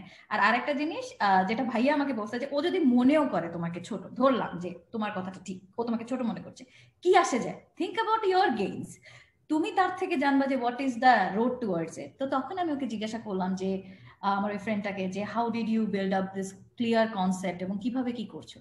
এন্ড আমি যেটা দেখলাম, অ্যামেজিংলি সে খুব ওপেনলি কোয়েশ্চেনটা ওয়েলকাম করেছে। ও আমাকে বলে, definitely you should have asked me before, কেন তুমি শাই ছিলা। দেন হি শেয়ার দ্যাট ও আসলে 6-7 থেকেই কোডিং করছে। তারপরে ইন্ডিয়ার একটা যেটা অনেক বড় বেনিফিট, যে সবগুলো বড় কোম্পানি ওখানে আছে। সো ওরা দেখা যাচ্ছে যে internship, as he is from IIT, বের হয়েই মাইক্রোসফটে জব হয়ে গিয়েছে, কারণ ওরা ওখানে নিয়ে নিচ্ছে। তো ওখানে একটা এক্সপিরিয়েন্স আছে। প্লাস ও বলেছে যে আমি সবসময় কোডিং এর সাথে রিলেটেড ছিলাম, আমার পার্সোনাল পেট প্রজেক্ট ছিল। ওর সাথে কথা বলার পরে আস্তে আস্তে আমি যেটা শুরু করলাম, যে কোনো একটা প্রবলেম সলভ করতে গেলে আমি যদি না পারতাম, আমি ওর সাথে ডিসকাস করতাম। So that's how I started. আমি ওকে ডিসকাস করতাম, ও আমাকে আরো 10টা পয়েন্ট বলতো যে হ্যাঁ এইভাবে এভাবে করলে এটাকে আরো অপটিমাইজ করা যাচ্ছে। So that's how I started learning. এবং আমি ওখান থেকে যেটা আবিষ্কার করলাম, সেটা হচ্ছে the more I discuss, the more I learn. So that is the point I left, যে আমার আর সাই থাকা যাবে না। I will go and ask if that person things যে আমি গাধা, লেট মি দ্য গাধা first. Like it's better to assume yourself gadha and learn, not standing there and thinking যে আমাকে গাধা ভাবলে কি হবে, কি হবে এর জায়গায় কি হতে পারে, সেটাতে যদি আমরা ফোকাস করতে পারি, তাহলে কিন্তু আসলে অনেক দূর যাওয়া যাবে। So that was the first challenge that I overcame. Now next challenge comes. So again, যখন আমি এসে জয়েন করলাম ফার্স্ট সেমিস্টারে, সেকেন্ড ক্লাস, থার্ড ক্লাস, আমার যেই আরেকটা ফ্রেন্ড ছিল দিব্যা, তো ওর সাথে আমি যখন কথা বলছিলাম, ও আমাকে বলে কি, আচ্ছা তোমার কোথায় কোথায় ইন্টার্নশিপ ইন্টারভিউ আছে। I was just like what, internship interview, what is that. I was like, আমি তো মাত্র নামলাম, মানে already I am figuring out a lot of thing. এবং আমাকে বলছে ইন্টার্নশিপ, ও বলে আমি তো অলরেডি ফেসবুকের সাথে একটা ইন্টারভিউ দিয়ে আসছি, মনে হয় হয়ে যাবে, ওদিকে সেলসফোর্সের সাথে একটা লাইনে আছে, and I haven't started applying. Then আমি বললাম তুমি কবে অ্যাপ্লাই করলা। ও বলে যেই দিন আমি মাস্টার্স এর অ্যাডমিশনকে কনফার্ম করে দিচ্ছি, আমি ওদের থেকে অ্যাপ্লাই করছি। So it means back in India she was applying for interviews. এবং নট অনলি দ্যাট, কোম্পানিগুলা আগস্ট সেপ্টেম্বরের দিকে কিন্তু খুলে দেয়, নাই মাঝখান জুলাই আগস্টের দিকে খুলে দেয় for summer, next years summer internship. বড় কোম্পানিগুলো দেখা যায় যে উইদিন ডিসেম্বর জ্যান দে ফাইনালাইজ দেয়ার ইন্টার্নশিপ ব্যাচ। সো এভাবে জিনিসটা শুরু হয়। এবং আমরা বাংলাদেশে থাকতে যখন আমরা আসি, আমরা এই জিনিসটা জানি না, এবং ধাপ করে এসে হঠাৎ করে এর মাঝখানে পড়ি। সো আমারও হচ্ছে উর্মিয়াপুর মতো same situation. I was started applying, maybe 300-400 applications were done online, এবং করছি কোনো রেসপন্স নাই, নো ইন্টার্নশিপ। এবং it was the end of like summer internship পেতে হলে মিনিমাম মার্চ এপ্রিলের দিকে পেয়ে যেতে হয়, কারণ মে থেকে স্টার্ট হয়। It was March end and I had nothing in my hand, and আমি ভাবলাম ওকে ফাইন, সো দেশের টিকিটটা মনে হয় কাটাই লাগবে সামারের জন্য, আর থাকা তো হচ্ছে না। তো তারপরেও যেটা আমি করেছি, তারপরে আমাকে আরেকটা স্ট্র্যাটেজি যেটা শেষের দিকে আমি শুরু করেছি, আমি লিঙ্কডইনে রিচ আউট করা শুরু করলাম লোকজনকে, যে রিক্রুটারদেরকে বেসিক্যালি, যে কিভাবে হ্যাঁ রিক্রুটারদেরকে। তো এরকম একদিন আমি ইন্টার্নশিপটা করেছি, data scientist internship with Intuit. So আমি যেটা করেছি যে ওদেরকে এরকম একটা রিক্রুটারকে নক দিলাম, তো ও বললো সরি আমাদের তো এরকম কিছু নেই, তোমাকে দিতে পারছি না। তো যেদিন আমি বাংলাদেশের টিকিট কাটবো, আমি টিকিট দেখছি, হঠাৎ করে দেখে একটা ফোন আসলো আমার ফোনে। আমি ফোনটা ধরলাম, তো তখন দেখলাম যে রিক্রুটারের সাথে আমি কথা বলেছি, সেই রিক্রুটার বলে, হে আমাদের এরকম একটা ডেটা সায়েন্টিস্ট ইন্টার্নশিপ খালি হয়েছে, are you interested to interview for it? I was just like yes definitely. তো বলো যে ঠিক আছে কালকেই তাহলে তোমার ইন্টারভিউ। এখন কথা হচ্ছে যে আমি তো প্রিপেয়ার ছিলাম না, তো তারপরেও আমি ভাবলাম যে আচ্ছা ফাইন। এগেইন এখানে যে জিনিসটা সাহায্য করেছে, যেহেতু যখনই পড়াশোনা করতাম I use to try to learn it, মানে আমি বোঝার চেষ্টা করতাম যে কি পড়ছি। সো আমি আমার প্রজেক্ট গুলাকে দেখলাম যে কেন করলাম, কি করলাম, কিভাবে করলাম, এগুলো একটু রিভিউ করলাম। সো ওদের সাথে যখন ইন্টারভিউ হলো, আমি বললাম কি আর হবে, যাক যা হবে হবে। And that was my first interview. আমি কিন্তু এর আগে কোন ইন্টারভিউরও সুযোগ পাইনি, আমি খালি রিজেকশন লেটার পেয়ে আসছি যে thank you for your interest, we got this a lot of highly, তোমার মতো আরো ভালো অনেক গ্লোরিফাইড থ্যাংক ইউ। আমি থ্যাংক ইউ দেখলে বাদ দিয়ে দিতাম। So I was just like, তো তারপরে ওরা আমার সাথে কথা বলছে। হোয়াট আই রিয়েলি লাভড, আমি ওই সময় যেহেতু কিছুটা আশাও আসলে ছেড়ে দিয়েছিলাম যে আমি জাস্ট কথা বলবো যে, so it was more like discussions. মানে আমার একবারও মনে হয়নি যে আমি মানুষটার সাথে ইন্টারভিউ দিচ্ছি। ইট ওয়াজ লাইক মোর লাইক যে আমরা এখন যেভাবে কথা বলছি, I was talking like that. তারপরে আমাকে শেষে বললো যে আমাদের কথা বলে ভালো লেগেছে, so next we will give you a data challenge, তুমি এটা ইয়া করতাম। বললাম ওকে ফাইন, লেটস সি, টিকেটটা আসলে একটু পরেই কাটি বাংলাদেশে, দেখি কি হয়। তারপরে একটা ডেটা চ্যালেঞ্জের জন্য ওরা আমাকে একটা ডেটা পাঠালো। আমি 3 ঘন্টার মধ্যে কি অ্যানালিসিস, যেটা হয়েছে যে ওরাও যেহেতু শেষ মুহূর্তে ইয়া করছে, আমাকে বেশি সময় দেয়নি, বলছে 2 দিনের মধ্যে সলভ করে পাঠাও, whatever you see. So এবং এটা ওপেন চ্যালেঞ্জ, ডেটা দিয়ে বলছে whatever you see you tell us, তুমি এটা থেকে কি দেখো। তা আমি ডেটাটা নিয়ে বসলাম, বসে চিন্তা করলাম আমি কি দেখি, আমাকে তো কোনো প্রবলেম স্টেটমেন্টই দেয় না, কারণ নর্মালি আমরা যখন কোনো কিছু পড়াশোনা করি বা কিছু সলভ করি, আমাদের কিন্তু একটা প্রবলেম স্টেটমেন্ট দেয়, এবং সেই প্রবলেম স্টেটমেন্ট সলভ করি। Now I am in a problem যেখানে I don't know the statement. তারপরে আমি যেটা করলাম যে আমি একটু রিসার্চ করলাম, যে ফার্স্টে প্যানিক মুড থেকে আস্তে আস্তে কাম হয়ে তারপরে রিসার্চ করলাম যে ইনটুইটের বিজনেস কি। বিজনেস হচ্ছে ওরা একটা মেইন অফ দ্য বিজনেস হচ্ছে ওরা ট্যাক্স নিয়ে কাজ করে। সো ওদের কাস্টমার হচ্ছে ট্যাক্স, টার্বো ট্যাক্স যেটা ওদের one of the product, customer হচ্ছে ট্যাক্স পেয়ার। সো ওদের কম্পিটিটর কারা, ওইটার কি কোনো ডেটা আছে এখানে? Then I started seeing that হ্যাঁ এখানে একটা ডেটার মধ্যে থেকে একটা ইন্টারেস্টিং অ্যানালিসিস ওদেরকে দেয়া যায় যে কে কোন জায়গায় ওদের কাস্টমার থাকতে পারে, and the marketing should go there and look at this. So এরকম একটা 3 ঘন্টার মধ্যে একটা ইয়া করে ওদেরকে পাঠিয়ে দিলাম। Then again next day interview. So ইন্টারভিউতে ওদেরকে একটা প্রেজেন্টেশন পাঠাতে হয়েছে। আমি 10টা স্লাইড বানিয়েছি। সেকেন্ড স্লাইডে যাওয়ার আগে they were asking me thousands of question, and আমি তো ভয়, আমি জাস্ট দিচ্ছি। তারপরে বললো যে তুমি যে এই থিওরিটা বানাইলা, এটা তোমাকে কে বলছে that this will work out? আমি জানি না আমি কি সব অ্যান্সার দিলাম, যাই হোক আমি দিলাম, দিয়ে আমি জাস্ট শেষ করে বললাম না এটা হচ্ছে না, টিকিটটা কাটি। তারপরে টিকিটটা কাটতে বসলাম যখন, এটা হবেই না, ইম্পসিবল। 10 মিনিটের মধ্যে ফোন এসে রিক্রুটার ফোন করে বললো দে রিয়েলি লাভড ইউ, তুমি যেভাবে অ্যানালিসিস করছো, যেভাবে বলছো, they loved you. And I was thinking they loved me, আমি তো কিছুই বলি নাই, আমার কিন্তু লাভ মি, আমি কি বললাম এত। তারপরে বললো যে হ্যাঁ তোমাকে আমরা এরকম ইন্টার্নশিপ অফার করছি এলএতে, এরকম 4 মাস এলএতে চলে আসবা। So that was one of the মানে ফিলিংসটা কিভাবে হবে যে আমি কালকে পর্যন্ত জানতাম না যে আমি একটা সামার ইন্টার্নশিপে কোথাও যাব, and হঠাৎ করে the internship is there with me and I was thinking what just happened, just turning point, yeah.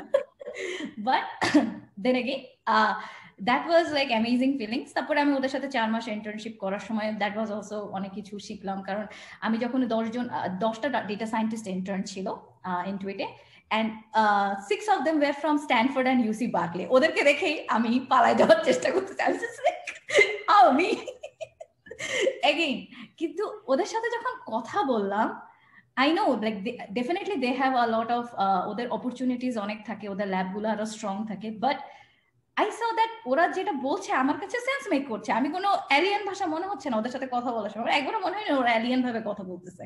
and that really felt good যে না আসলে নিজেকে ছোট করে দেখার কিছু নেই, এমন না যে ওরা সামথিং ডিফারেন্ট এলিয়েন এবং আমি কিছু জানি না। তারপর যাই হোক 4 মাস ইন্টার্নশিপ শেষ করলাম। ইন্টার্নশিপ শেষে হঠাৎ করে আমার ম্যানেজার, ফার্স্টে 4 মাস ছিল, ম্যানেজার বলে দেখো তোমার প্রজেক্টটা আমাদের খুব পছন্দ হয়েছে, we would love to extend your internship, so তুমি পার্ট টাইম হিসেবে থাকো অ্যান্ড আমাদের সাথে কাজ করো। That was again amazing thing. I was just so happy. Oh wow. এবং আমার সময় হোপ হয়ে গিয়েছিল, আপু যেটা মেনশন করেছে যেখানে after internship they get an extension offer, so I was sure that maybe I am getting extension. যাই হোক 4 মাস পরে আমার পার্ট টাইম শেষ করলাম, তারপরে বললো যে we really loved you but আমাদের কোনো ওপেনিং নাই। এন্ড দ্যাট ওয়াজ এন্ড ওই সময়টা যেটা হয়েছে যেহেতু আমি ইন্টার্নশিপ আর ইয়ে নিয়েছিলাম, এগেইন আগস্ট থেকে কিন্তু ফুল টাইম গুলো শুরু হয়ে যায় নিউ গ্র্যাডদের। আমি কিন্তু ওই ফুল টাইম করা হয়নি, অ্যাপ্লাই করছি বাট সময় পাচ্ছি না, ইন্টারভিউতে একটা প্রিপারেশন নিতে হয়, তারপর কোডিং, দ্যাট ইজ সামথিং আমরা তো করে মানে আমাদের তো আসলে প্রবলেম, স্পেশালি মেয়েদের যেটা দেখা যায় প্রবলেম সলভিং আমরা করি না, so that domain is totally new. মানে পারি সলভ করতে দিলে পারি, but I am not at pro যে 35 মিনিটস আমি একটা প্রবলেম সলভ করে দিব। আমি তো তখন ওরা আমাকে কোনো ফুল টাইম দিল না, আর কিছুটা একটু শান্তিতেও ছিলাম, ভাবলাম হয়েই যাবে যেহেতু, বাট হলো না যখন। ইট ওয়াজ Gen 2020 and I don't have a full time job. আমার মেতে গ্র্যাজুয়েশন অ্যান্ড আমার ম্যাক্সিমাম ফ্রেন্ড ইন্টার্নশিপ থেকে ফুল টাইম পেয়ে গিয়েছে, আর আমার কাছে কোনো জব নেই। and I was like again মানে কি করবো আমি বুঝতেছি না। তারপর আবার অ্যাপ্লাই করা শুরু করলাম, কোডিং করা শুরু করলাম, অ্যাপ্লাই করার সাথে সাথে রিজেকশন, তারপর তো COVID-19, so this was the biggest challenge so far. COVID-19 চলে আসার জন্য আমি যেখানেই অ্যাপ্লাই করছি, তারপরে রেফারেলের জন্য সিনিয়রদের সাথে, তারপরে রেফারেলের জন্য সবচেয়ে ইন্টারেস্টিং যেটা শুরু করলাম, আমি সার্চ করা শুরু করলাম ফার্স্টে নর্থ সাউথের সিনিয়ররা চাকরি করছে এখানে, কে কোথায় আছে, লিঙ্কডইন সার্চ, তারপরে সবাইকে এক্সস্টিভলি মেইল যে ভাইয়া আমার এরকম একটা রেফারেল দেওয়া সম্ভব। তার মধ্যে কয়েকজন খুবই ভালো, ওনারা আমাকে রেফারেলও দিল, বাট কোভিড এর কারণে রেফারেল কাজ করাও বন্ধ করে দিচ্ছে। তারপরে আমি ইনটুইটের সাথে কথা বলছিলাম, ওরা বলছে যে ওদের চাহিদা থাকলে ওরা এখন নিচ্ছে না, তারপর লে অফ হচ্ছে সব জায়গায়, কেউই কোনো ওপেনিং নাই, 5টা মাস not a single interview call. আর আমি তখন কি করব আমি বুঝতে পারতেছি না যে আমি কি করব, মানে where I am going to go. তারপরে যেটা আমি সবসময় করেছি যে even if I freaked out, even if I was on the verge of giving up, but what I never did, I never stopped solving the problem, coding. কারণ আমার কাছে মনে হচ্ছে কালকে যদি একটা ইন্টারভিউ আসে, I have to always getting ready, prepare থাকা। সো আমি যেটা করতাম সলভ করতাম। আর ওই যে আমার ফ্রেন্ডদের কথা বললাম যে আইআইটি, তো হি ওয়াজ আ ব্লেসিং, তো ও আমাকে বলতো যে তুমি আমার সাথে মক দিতে থাকো, কারণ ইউ ডোন্ট নো কখন আসবে। তো আমি দেখা যেত যে আমার মক ইন্টারভিউ প্র্যাকটিস করছি, একটা প্রবলেম সলভ করলে ওর সাথে ডিসকাস করছি।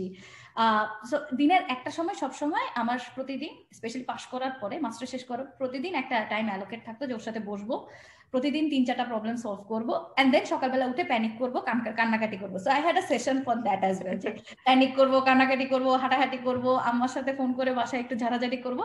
But I was in a loop, infinite loop, যাচ্ছে, কোথাও কোনো কল নেই। পরে একটা মাইক্রোসফটের সাথে পেলাম, বাট এত বেশি প্যানিকড অবস্থায় ছিলাম, সোজা প্রশ্নগুলোরও অ্যান্সার দিতে পারছিলাম না আমি। So that went really bad, এবং আমি বললাম যে ওকে ফাইন, আমার কনফিডেন্স লেভেল ধাপ করে নেমে গেল, আই এম নট রেডি, আমি কি করব। তারপরে সবচেয়ে ফানি পার্ট ছিল অ্যামাজনে আমি ওদের নিউ গ্র্যাডের জন্য অ্যাপ্লাই করলাম, যেখান থেকে সবাই কল পায়, সেখানে ওরা আমাকে without giving an interview reject করে দিল নিউ গ্র্যাডের জন্য। আমি তখন মোটামুটি আর সব কোনো আশাই নাই আমার। তখন হঠাৎ করে একদিন AWS থেকে একটা রিক্রুটার বললো যে আমাদের এরকম একটা পজিশন আছে, তুমি কি ইন্টারেস্টেড নাকি ইন্টারভিউ দেওয়ার জন্য। Then I was just like, এখানে তো আসলে 1 বছরের একটা ওয়ার্ক এক্সপিরিয়েন্স লাগবে। দে আর লাইক না, ইটস ফাইন, তোমার তো ইন্টার্নশিপ আছে, we can make it you 1 year experience, তুমি ল্যাটারাল হায়ার হিসেবেই তোমাদেরকে কাউন্ট করবো। তো ল্যাটারাল হায়ারের জন্য যেটা হবে, নিউ গ্র্যাডের যে the interview is a bit difficult, কারণ হচ্ছে যে ওখানে 4টা ইন্টারভিউ ব্যাক টু ব্যাক দিতে হবে আমাকে অন সাইটে, তার আগে একটা ফোন ইন্টারভিউ দিতে হবে, এবং তার আগে একটা অনলাইন অ্যাসেসমেন্ট দিতে হবে। ইন্টারভিউ প্রসেসটা was lengthier than a new grad interview process. তারপরে আমি বললাম আচ্ছা থাক, যা আছে কপালে, শুরু করি। অনলাইন অ্যাসেসমেন্ট দিলাম, দেওয়ার পরে আমার অনলাইন অ্যাসেসমেন্ট দেওয়ার পরে বললো যে সাথে সাথেই বললো যে অনলাইন অ্যাসেসমেন্ট পাস হয়েছে। নেক্সট বললো যে তোমার অনলাইন অ্যাসেসমেন্ট পাস হয়েছে এবং তোমার অনলাইন অ্যাসেসমেন্ট দেখে আমাদের কাছে মনে হচ্ছে we can redirect you direct to the onsite. So আমি একটা মানুষ যে জীবনে কোনো অনসাইট দেই নাই, এবং এটা ছিল virtual onsite, due to covid they are not doing anything onsite.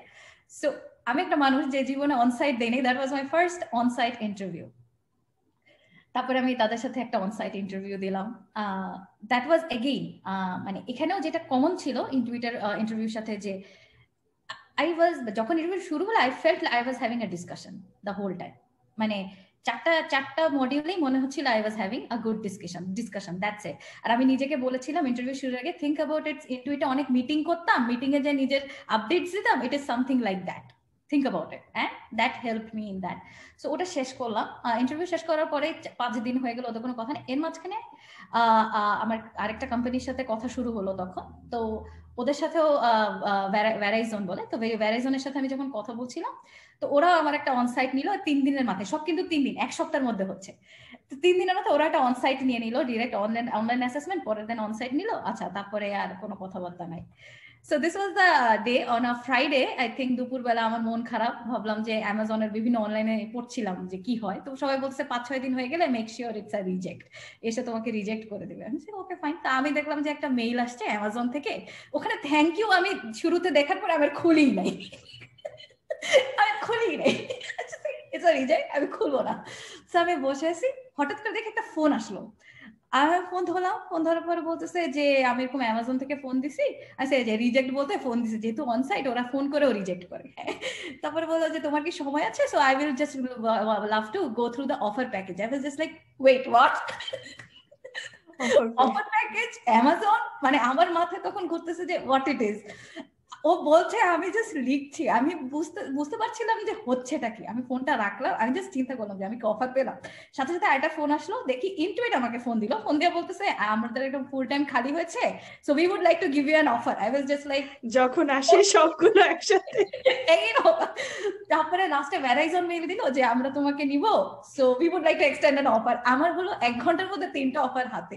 So কালকে ছিল 0, লাস্ট 5 মাস ছিল 0, এন্ড হঠাৎ করে অনেকগুলো দাঁড়িয়ে গেল। So the whole point of learning, the whole thing was I never stopped trying. That's what I never did. Panic করলেও করলেও I never stopped. There's always this silver lining at the end of the tunnel. অনেক inferiority complex ছিল, অনেকবার মনে হয়েছে আমি, মানে এমন না যে আমার একবারও মনে হয়নি I was so confident. No, I am not a confident person. আমি সবসময় দেখা যেত যে খুব ভয় থাকতাম যে আল্লাহ কি হবে, আমাকে দিয়ে হবে না, আমি কিছু পারি না। But I never stopped trying.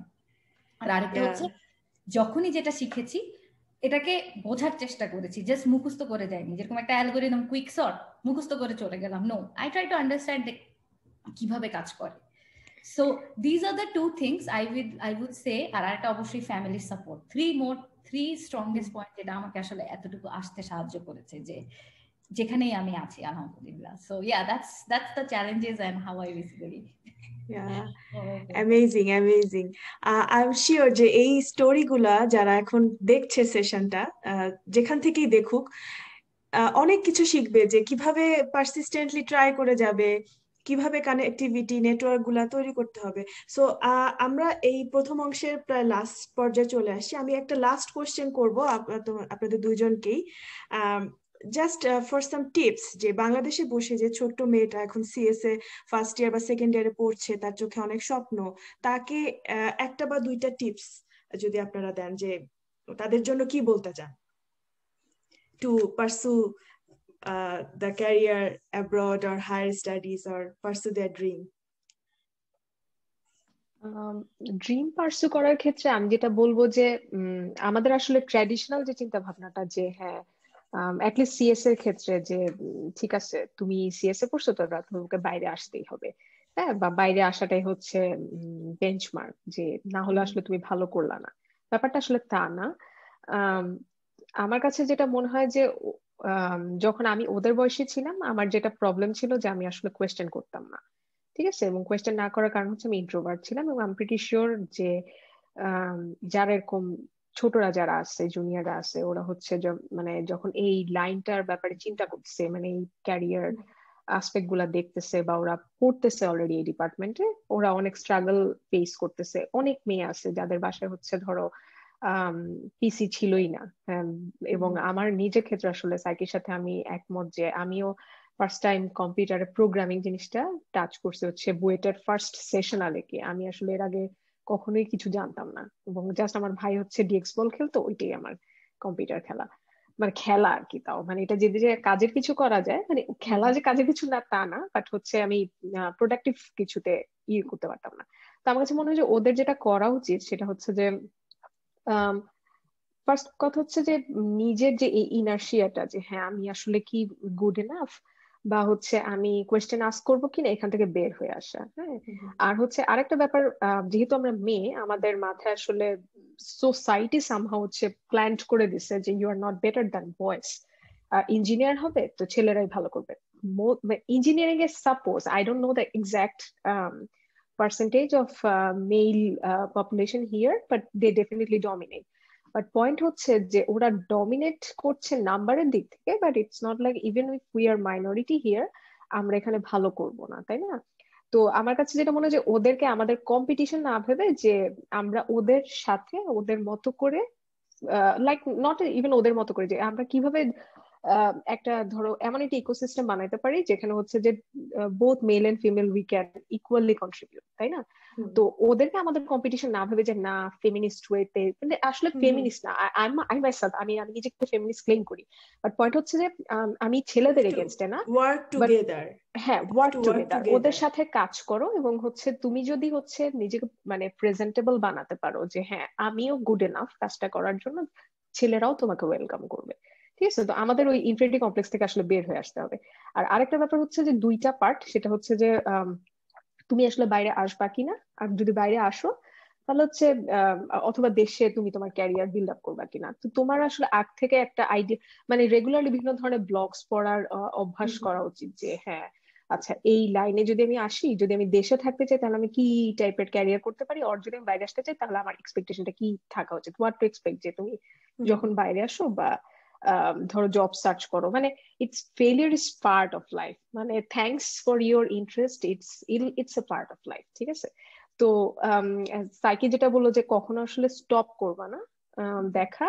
তুমি যদি কোনো কিছু নাও পাও, মানে আমার ক্ষেত্রে যেটা মনে হয়েছে যে আল্লাহর রহমতে আমি একদম এজে গিয়ে পেয়ে গেছি, বাট কথা হচ্ছে যে ইটস নট লাইক সবার ক্ষেত্রে এটা কাজ করবে, আর ইটস নট লাইক যে সবাই এজে গিয়েই পাবে, সবাই অনেক আরো আগেও পেতে পারে। তো সব দিকেই আমাদের মানে আমাদের ডেটা পয়েন্ট আছে, তাই না? বাট পয়েন্ট হচ্ছে যে তুমি একটা জব না পেলে যে তুমি failure, don't think like that. আর হচ্ছে নিজের উপরে ওভার প্রেশার দিও না আর কি, যেটা আমি নিজের ক্ষেত্রে মনে হয় ভুল করছি, যে কেন হলো না, পারলাম না কেন, এরকম এটা দরকার নাই। মানে it's fine being a mediocre. আর মিডিওকারে আমার মনে হয় যে মোটামুটি সব দিক থেকে আসলে মানে লেস স্ট্রেসড থাকে। তুমি যত নিজেকে প্রেশার দিবা তত আসলে it will be hard on you. সেটাই আর কি। সাইকি, তুমি যদি ছোট্ট করে একটু টিপস দিয়ে দাও। হ্যাঁ, আপু যেহেতু ম্যাক্সিমাম কথা করেছে, আমি আপুর সাথে কয়েকটা জিনিস অ্যাড করব। সেটা হচ্ছে যে ফার্স্ট অফ অল মেয়ে হওয়ার কারণে আমি নর্থ সাউথে যেটা দেখতাম, যে নর্থ সাউথ বা যেখানে মেয়ে আর ছেলের রেশিওটা আসলে অনেক মানে আপ ডাউন, রাইট? মানে দেখা যায় যে আমি I was the like one of the থ্রিজ in the class of 35। So এটা আসলে শুরুতেই একটা মেয়েকে ইন্টিমিডেট করে ফেলে, যে আমি সিএস বা টেকনিক্যাল ক্লাসগুলোতে আর কি, টেকনিক্যাল ক্লাস, প্রত্যেকটা টেকনিক্যাল ক্লাসের ক্ষেত্রে এটা ছিল। এই জিনিসটা যে মাথায় চলে আসা, এবং আমাদেরকে সোসাইটি যে বলা, ডিরেক্টলি কেউ বলে না, বাট হ্যাঁ দ্যাটস দেয়ার, যে ছেলেরা ভালো করছে, কোডিং এ যাচ্ছে। বাট আমার কাছে মনে হয় যে এটা চিন্তা করে পালায় যাওয়াটা আসলে অপশন না। আমার কথা হচ্ছে যে তুমি দেখো, তুমি চেষ্টা করে দেখো না, মানে what who thinks doesn't matter. তুমি দেখো, তুমি উঠায় দেখো জিনিসটা, কোডিংটা করে দেখো, একটা জিনিস সলভ করে দেখো, can you do it?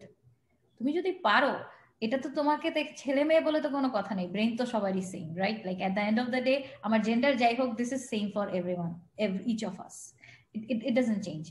So এটা মানে কখনো পালায় যাওয়া যাবে না, চেষ্টা করে দেখো। আমি বলছি না যে সবাই কোডিং ভালো লাগবে, যেরকম আমার বায়োলজি ভালো লাগে না, দ্যাট আই নো দ্যাট আমার ভালো লাগে না, আমি চেষ্টা করলাম, আমার ইন্টারেস্ট নাই। But if you are interested there, first digging and try to understand whether do you have the interest or not, then you decide পারবা কি পারবা না। আর আরেকটা হচ্ছে এটা more focus to tech student, যদি তুমি যেখানেই যাও, রিসার্চ বলো, হায়ার স্টাডিজ বলো, দেশে থাকো, যেখানেই যাও, coding is a very good, মানে ভেরি স্ট্রং স্কিল। আমার কাছে মনে এখন যে কোনো টেক ক্যারিয়ারের জন্য, মানে not only CS, coding is a very strong skill and we should start it early. রিসার্চেও লাগে, আমি শিওর আপু যখন পিএইচডি করেছে, definitely coding is one of the very important skills. So আমি চিন্তা করি একটা টেক স্টুডেন্ট যখন first year second year, that is the time যে আমরা যে কোর্সগুলো করি, data structures and algorithms, very important course. Again, just because of আমাকে পরীক্ষা এ পাওয়ার জন্য শিখতে হবে, চলে গেল, শেষ হয়ে গেল, no, this is something, this is a strong thing, strong important skill. Work on that, problem solve করো বা অ্যালগোরিদম আন্ডারস্ট্যান্ড করো, কারণ মেশিন লার্নিং বলো অথবা যে কোনো জায়গায় যাও, this is a very basic thing. Like language যেরকম দরকার কমিউনিকেশন করার জন্য, এইসব জায়গায় লাইক টেক রিলেটেড ফিল্ডে আসার জন্য coding, data structures is one of the important. এটাকে আমরা হয়তো ফার্স্ট ইয়ার সেকেন্ড ইয়ারে করি কোনোভাবে, ইম্পর্টেন্স এরকম। ডাইনামিক প্রোগ্রামিং একটা যেরকম একটা পার্ট ছিল যেটাকে আমি সবসময় পালাই যেতাম, যে ও মাই গড, লাইক কোনো মতে পাস করে শেষ done, but it hit me again and again until I understood. And যখন শিখেছি, ইটস নাথিং, মানে কেন আমি এটা থেকে পালাইলাম এতদিন, মানে কারণ ওই যে ভয়টা, ইনিশিয়াল ভয়টা বা ইনিশিয়াল একটা, আর আমাদের মধ্যে একটা ইয়া থাকে যে কোর্সে ভালো করবো, রেজাল্ট ভালো করবো, ডান। নো, তুমি টেকে আছো মানে তোমাকে আন্ডারস্ট্যান্ড শিখতে হবে। কারণ আমি এরকম অনেকে দেখেছি যে যারা হচ্ছে যে অনেক ভালো রেজাল্ট, মানে কয়েকটা এক্সাম্পল আছে যে ভালো result, but if you ask them, তারা আসলে পড়ালেখা মানে গ্রেডের জন্য পড়েছে, কিন্তু তারা আসলে জিনিসটা কি অ্যাপ্লিকেশন কি, খুব বেশি অ্যাপ্লিকেশনের কাছে যায়নি। অ্যান্ড দ্যাটস ওয়্যার যখন জব ফিল্ডে আসে, তখন তারা একটা ধারণায় থাকে যে আমরা তো খুব ভালো, আমাদের তো জব হয়ে যাওয়ার কথা, কিন্তু জবটা হয় নাই, because you didn't understand the whole point. So grade is important, but it's make sure you ask yourself, does that grade represent your understanding? That's important. মানে আমি 4 out of 4 আমার নিজেরও, মানে আমি কোনো মানে স্টেলার সিজিপি এর অধিকারী না, but I know that my grade at least whatever the number was, that represented me. আমি জানি যে আমি অতটুকুই জানি আসলে। সো আমি বলবো যে লার্ন, মানে not for grades, learn for doing thing, implement how to apply in the real life problem in the tech domain. আর লাস্ট থিং হচ্ছে, আমি মনে করি undergrad first year second year is the best time to do projects, work with open source, কারণ ওই সময়টা আসলে আমাদের হাতে ভ্যারিয়েবল খালি ওই পড়াশোনায় থাকে, আর কিছু কিন্তু থাকে না, অন্য ভ্যারিয়েবল গুলো থাকে না, যেটা আস্তে আস্তে আসা শুরু করে। So that is the best time to build up some really good projects. So single project করা, ফ্রেন্ডদের সাথে একসাথে হয়ে একটা প্রজেক্ট করা, যে okay fine, maybe this coding language sounds interesting, অথবা একটা ছোট প্রবলেম দেখা যায়, ওকে আমি একটা ফুড রেকমেন্ডেশন সিস্টেম বানাতে পারি, এরকম কিছু একটা নিয়ে জাস্ট একটা মেবি একটা পেট প্রজেক্ট কিছু তৈরি করা, যেটা লেটার অন গিটহাবে যদি থাকে, যখন আমরা রেজিউমে বিল্ড আপ করি। I think I saw a lot of people here, আমি অ্যাগেইন বলতে চাচ্ছি যে আমার সাথে যারা ছিল তাদের গিটহাব প্রোফাইল খুব স্ট্রং ছিল। হ্যাঁ, গিটহাব প্রোফাইলটা খুব ইম্পর্টেন্ট হিসেবে দেখা হয় এখনকার টেক দুনিয়াতে। হ্যাঁ, সো এটা থাকলে ভালো। I am not saying that's everything, but definitely that's one of the factors. এবং যেটা আসলে বিল্ড আপ করার বেস্ট টাইম হচ্ছে আমার আন্ডারগ্রেডের first second third year, like that's the best time to build up, কারণ আমাদের হাতে ওই সময় আসলে অনেক সময় থাকে, আমাদের কাছে মনে হয় যে সময় নেই, but that is the time, like if I go back, কারণ আমি আসলে করি নাই, এবং এখানে আসার পর আমার কাছে মনে হচ্ছে যখন মনে হয় যে এখন প্রজেক্ট করব, এটা করব, কি করব, কি করব, কি হবে।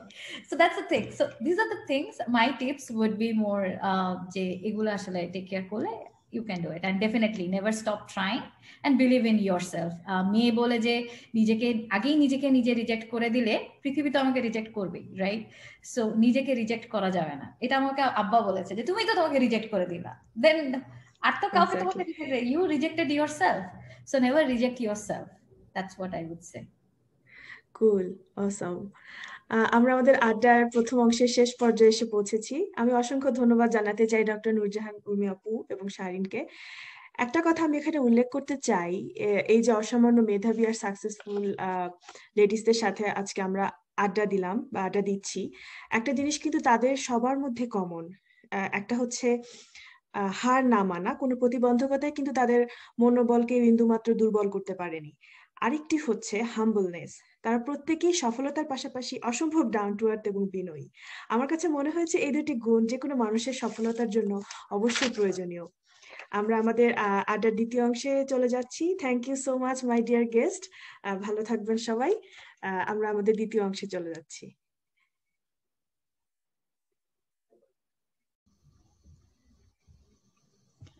আমরা চলে এলাম আমাদের আড্ডায়ের দ্বিতীয় অংশে। এই দ্বিতীয় অংশে আমাদের সাথে যোগ দিয়েছে আরেক গুচ্ছ ব্রাইট স্টার্স ফ্রম বাংলাদেশ।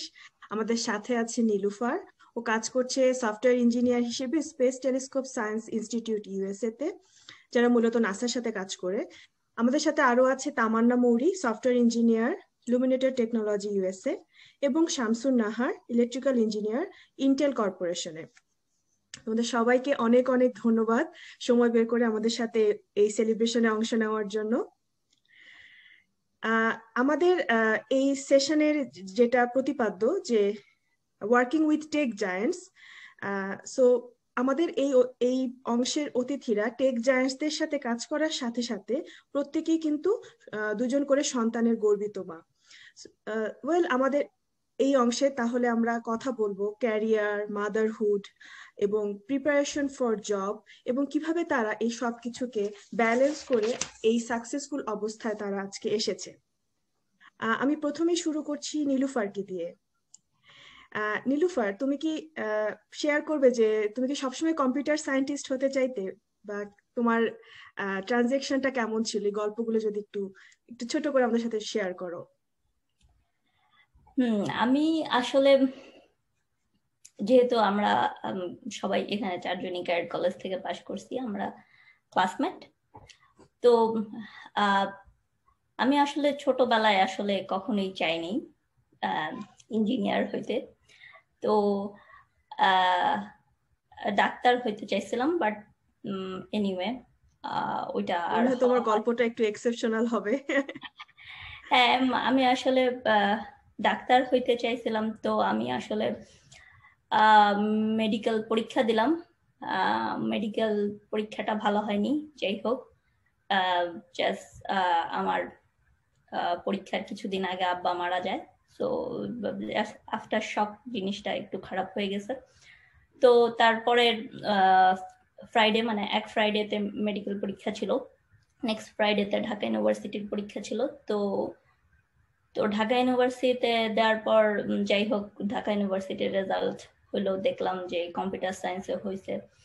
তো যেহেতু ঢাকায় তখন আসলে আমার আম্মার সাথে থাকার কেউ ছিল না, সো আর আমার মেডিকেলে ঢাকার বাইরে হলো, সো ডিসিশন নিলাম যে ঢাকায় থাকার জন্য, যাতে আমার আম্মার সাথে কেউ থাকতে পারে। সো এভাবেই আর কি কম্পিউটার সায়েন্সে আমার যাত্রা শুরু। তারপরে এই তো অনেক বড় একটা স্যাক্রিফাইস করে আসলে তুমি এই কম্পিউটার সায়েন্সে যাত্রা শুরু করেছো। আচ্ছা, তারপরে তুমি এটাতে কিভাবে আস্তে আস্তে তুমি ভালোবাসতে শুরু করলে টেকনোলজিকে, কম্পিউটার সায়েন্সকে? That's interesting. আমি আসলে যতদিন ঢাকায় ছিলাম, টিল 2010, আমি আসলে ইন্টারমিডিয়েট শেষ করছি 2001-এ। সো 2002 থেকে ঢাকা ইউনিভার্সিটি স্টুডেন্ট, গ্রাজুয়েট হয়েছি 2008-এ, যেহেতু ঢাকা ইউনিভার্সিটি লেন্দি সময় নিত তখন গ্রাজুয়েট হইতে। সো 6 ইয়ার্স লাগছে আমার অনার্স শেষ করতে। তো তারপরে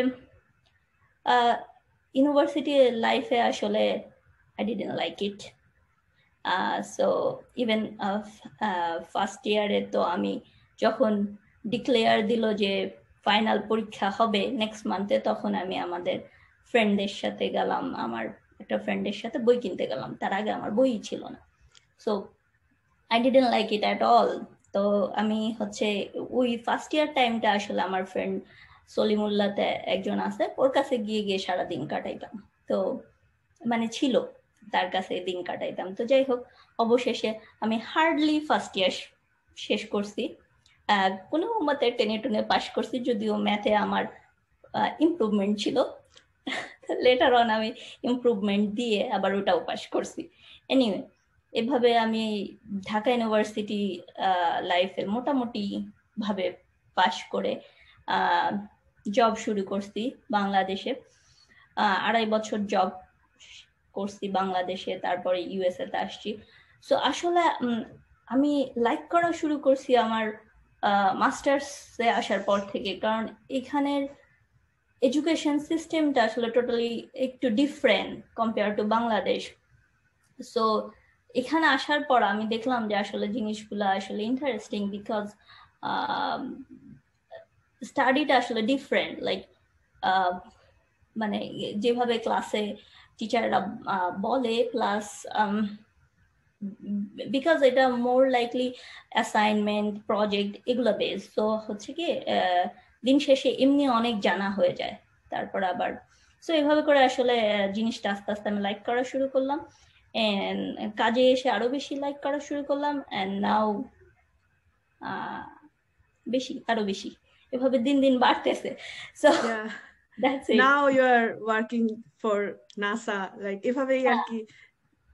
Yeah, now I love my profession, and yeah, it's a very nice place to work here, and yeah, amazing. এরপরে আমরা চলে যাচ্ছি তামান্না মুরির কাছে। আমরা জানতে চাবো তার লাইফ ট্রানজেকশন গুলো নিয়ে।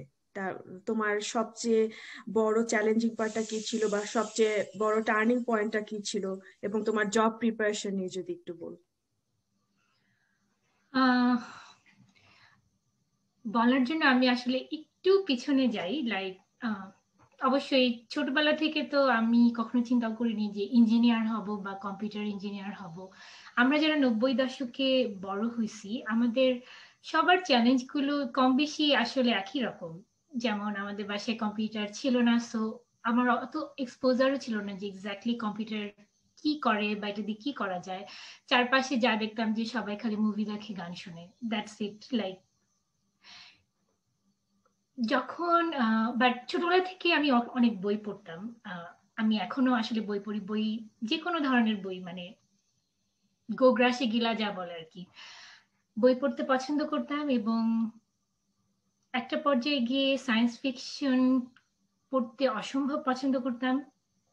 ডক্টর মোহাম্মদ জাফর ইকবাল আমাকে খুবই অনুপ্রাণিত করে। তো যখন আমাদের সবারই লাইফে একটা সময় আসে যে তুমি চুজ কোন জায়গায় ভর্তি হবা, দ্যাট অ্যাকচুয়ালি ডিটারমাইন্স যে তুমি পরবর্তী লাইফে কি প্রফেশনে ঢুকতে চাও। এবং আনফর্চুনেটলি আমাদের ভর্তি পরীক্ষা বা এই সিস্টেমটা বাংলাদেশে এরকম, বাংলাদেশের আমাদের জেনারেশনের বেশিরভাগ ছেলেমেয়েরাই তাদের স্বপ্ন পূরণে ব্যর্থ হয়, শুধুমাত্র পছন্দের জায়গায় ঢুকতে পারে না এরকম। বাট আমাদের সময় আসলে তখন তো প্রাইভেট ইউনিভার্সিটিও তখন মাত্র শুরু হয়েছে, তখন অত বেশি স্কোপও ছিল না। আমার মনে হচ্ছে যখন আমি আর বুয়েটে কম্পিউটার সায়েন্সে হয়নি, তখন আমি চিন্তা করতেছিলাম যে আমার তো মেশিন বা এগুলো নিয়ে কোনো আগ্রহই নাই, কিন্তু আমি পাজল সলভ করতে লাইক করি। আমি ছোট ছোট মানে প্রবলেম সলভ জাতীয় জিনিসপত্র পছন্দ করি। তো আমার প্যারেন্টসকে আমাকে ভালোই একটু বোঝাতে হয়েছে যে আমি আসলে ঢাকার বাইরে গিয়ে কম্পিউটার সায়েন্সে যেখানে আমি সুযোগ পাইছি আমি সেখানে গিয়ে পড়তে চাই। অন্য 8-10টা প্যারেন্টসের মধ্যে আমার প্যারেন্টস কমফোর্টেবল ছিল না যে ওই বয়সে আমি ঢাকা শহর ছেড়ে, প্যারেন্টস ফ্যামিলি ছেড়ে অন্য একটা শহরে চলে যাব আমার নিজের একটা পড়াশোনা করার জন্য। পরে একটা পর্যায়ে তারা আমাকে সাহায্য করে আসলে আমার এই ক্যারিয়ার পাথ চুজ করার জন্য। আমি তাদের প্রতি কৃতজ্ঞ। তারা কখনোই আমাকে ছেলে বা মেয়ে এটা করতে পারবে, মেয়ে ওটা করতে পারবে না সেভাবেই আমাদেরকে বড় করছে। So that was one thing. And যখন আমি শাহজাহান ইউনিভার্সিটি থেকে আমার আন্ডারগ্রেড করি কম্পিউটার সায়েন্সে, প্রথম আমি যখন ওখানে যাই, সম্পূর্ণ নতুন শহর, কাউকে চিনি না, নতুন বিষয়। আমার মনে আছে আমি কম্পিউটার পাই যখন আমি সেকেন্ড ইয়ার ফার্স্ট সেমিস্টারে। সো এবং আমাদের ওই সময় ইউনিভার্সিটিতে কোনো ইন্টারনেট ছিল শুধুমাত্র আমাদের ল্যাবগুলোতে। সো আমাকে শহরে গিয়ে, মানে আমাদের ক্যাম্পাসটা ছিল ঢাকার বাইরে, সিলেটের বাইরে। সো আমাকে শহরে গিয়ে আমার অ্যাসাইনমেন্ট সাবমিট করতে হতো। মানে যদিও আমি কম্পিউটার সায়েন্সের স্টুডেন্ট ছিলাম সেই সময়, কিন্তু আমাদের আসলে এতটা এক্সপোজার ছিল না। এভাবেই আন্ডারগ্রেডটা শেষ হয়েছে। সো যখন আমি কম্পিউটার সায়েন্সে পাশ করে বের হয়েছি, আমার মোটামুটি থিওরি বেসড পড়াশোনা করছি এবং আমার কোনো আইডিয়াই ছিল না যে কিভাবে আসলে কর্পোরেট জগতে জিনিসগুলো ইমপ্লিমেন্টেশন গুলো হয়। তো বের হওয়ার সময় আমার মনে হচ্ছে যে আমি আসলে কিছুই শিখিনি এবং আমি আসলে কিছুই পারি না, এরকম একটা অনুভূতি নিয়ে বের হওয়া আর কি। তারপরে যখন আমি কানাডায় আমার গ্রাজুয়েশন করি কম্পিউটার সায়েন্সে, সাক্ষ্য যেরকম মেনশন করলো যে প্রথমে সেমিস্টারে আমার রেজাল্ট অসম্ভব খারাপ হয়েছিল, কারণ আমি আসলে ধরতেই পারতেছিলাম না যে এখানকার পড়াশোনাগুলো কিভাবে হয়। মানে আস্তে আস্তে জিনিসগুলো ইমপ্রুভ করে, বাট বাংলাদেশের পড়াশোনা এবং মানে নর্থ আমেরিকার পড়াশোনা, আমাদের কনসেপ্টটাই ডিফারেন্ট। একটা জিনিস কিভাবে তোমার কনসেপ্ট ক্লিয়ার করলে, আমাদের একটা পরীক্ষা ছিল যেমন ওপেন বুক পরীক্ষা, ঠিক আছে, সব খুবই sound so easy, right? But that was the hardest thing, because তুমি যদি কনসেপ্টটা তোমার ক্লিয়ার না থাকে, you are never going to pass that exam, like that kind of. So it was a very big turning point. এবং যখন প্রফেশনে ঢুকি এবং সফটওয়্যার, আমি এখন সফটওয়্যার ইঞ্জিনিয়ার হিসেবে কাজ করতেছি, সো একটা সফটওয়্যার ডিজাইন এগুলো কিভাবে কাজ করে সবকিছুই আমি আসলে আমার এই কাজের জায়গা থেকে শিখছি। তো আমার মতে যে চ্যালেঞ্জগুলো আসলে ধাপে ধাপে এমন ভাবে আসছে যে আমার মনে হচ্ছে যে I can do it, although that's the, আমি বলবো যে তুমি যদি ভয় পাও যে এই চ্যালেঞ্জগুলো আমি মনে হয় পারবো না, দেন তুমি আসলে প্রথম স্টেপটাতেই পিছিয়ে গেলাম। এটা হচ্ছে আমার মনে হয়েছে। সো আমার চ্যালেঞ্জগুলো আমার জীবনে এমন কিছু ছিল না যে এক্সট্রা অর্ডিনারি কোনো চ্যালেঞ্জ। আমার ধারণা আমার বয়সী সব মেয়েরাই এই চ্যালেঞ্জগুলোর ভিতর দিয়ে গেছে। So yeah, that's how I am here. Great great. মানে আমি যে মেসেজটা পেলাম যে একটা ইনস্টিটিউশন বা যে কোনো ধরনের চ্যালেঞ্জ আসলে কাউকে ডিফাইন করতে পারে না, যদি নিজের ইচ্ছা থাকে you can just overcome everything. খুবই ইন্সপায়ার হলাম তামান্না তোমার গল্পটা শুনে। এবার আমি শামসুনের কাছে চলে যাচ্ছি। তোমার কাছে জানতে চাবো যে তোমার চাইল্ডহুড থেকে ইন্টেল এই যে জার্নিটা, মানে এর পিছনে মোটিভেশনটা কি ছিল, বা কেউ কি ছিল যাকে তুমি ফলো করতে বা তোমার ইন্সপিরেশন হিসেবে ছিল? ওকে, আমার বাবা ছিল ফিজিক্সের টিচার চিটাগাং ইউনিভার্সিটিতে, এবং আব্বুর পিএইচডি ওয়ার্কটা ছিল হচ্ছে পুরোই সেমিকন্ডাক্টর নিয়ে। সেই সময়কার মানে 80-র দশকে উনি পিএইচডি করে, সে সময়ে মানে মসফেটের গেট থিকনেস এইসব নিয়ে কাজ ছিল। তো আবার আমাদের ভাই বোনের মধ্যে সবাই বায়োলজিতে পড়া, তো আমার মধ্যে একটা ইচ্ছা ছিল যে আমি বায়োলজি পড়বো না। যাই হোক, আব্বু সবসময় এনকারেজ করতো, okay you don't have to read biology if you don't want it. So এরপর যখন আমি ইঞ্জিনিয়ারিং শুরু করি, আব্বু সবসময়ই তার থিসিস সেমিকন্ডাক্টর এসব নিয়েই কথা বলতো আমার সাথে। বাট ইলেকট্রিক্যাল ইঞ্জিনিয়ার কিন্তু শুধুমাত্র সেমিকন্ডাক্টর না, এখানে আরো অনেক কিছু আছে, like electrical engineer of the mother of lots of engineer. So তখন আমি বুঝলাম যে এখানকার অনেক ব্রাঞ্চ আউট আছে, কম্পিউটার ইঞ্জিনিয়ারিং ওইটারই ওয়ান কাইন্ড অফ ব্রাঞ্চ, অনেক কিছু আছে। কিন্তু 4 বছর বুয়েটে পড়ার সময় যেরকম কোনো স্পেশালাইজেশন হয়ে যায়নি একেবারে সেমিকন্ডাক্টর নিয়ে, সেরকম দেশের বাইরে এসেও আমেরিকাতেও কিন্তু সব ইউনিভার্সিটিতে যে ক্লিন রুম এক্সপেরিয়েন্স বা সেমিকন্ডাক্টর একেবারে এক্সপেরিমেন্টাল কাজ করে সেরকম কিছু না। সো আব্বুর কাছ থেকে বেশ কিছু মোটিভেশন পাই সেমিকন্ডাক্টর নিয়ে কাজ করার। আর ইন্টেল এটা তো সবসময় একটা dream company, like first ever processor বানিয়েছে। মানে ফিজিক্যাল দিক থেকে ভাবতে গেলে কত ছোট একটা জিনিস ওরা বানাচ্ছে, এটা তো ভাবা যায় না যে কি ধরনের কাটিং এজ টেকনোলজি ওরা গুলো। তো এরপর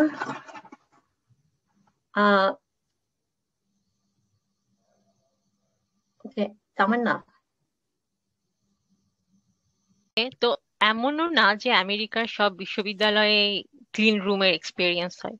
সো আমার যে কনসেন্ট্রেশন ছিল সেটা ছিল ওয়্যারলেস কমিউনিকেশন নিয়ে। অ্যাকচুয়ালি দ্যাট মিনস আমাকে ম্যাটল্যাব কোডিং করতে হতো, বাট আমার খুব ইচ্ছা ছিল ইন্টেলে কাজ করার। সো আমার মনে আছে যে সময়টাতে জব খুঁজতে হয়, সেই সময়টাতে আমি যে কত ইউটিউব ভিডিও দেখেছি, কত ফ্রি কোর্স যেগুলো থাকে কোর্সেরাতে, ওয়েবএক্সে, যে ফ্যাব্রিকেশন প্রসেসের উপর। একমাত্র এক্সপিরিয়েন্সটা ছাড়া যা থিওরিটিক্যালি জানা যায়, যতভাবে জানা যায়, আমি সবই এক্সপিরিয়েন্সটা গেইন করার চেষ্টা করেছি। যা হোক, তারপরে ইন্টেলে জয়নিং যে পুরো প্রসিডিউরটা, এটাও খুব ফেয়ার।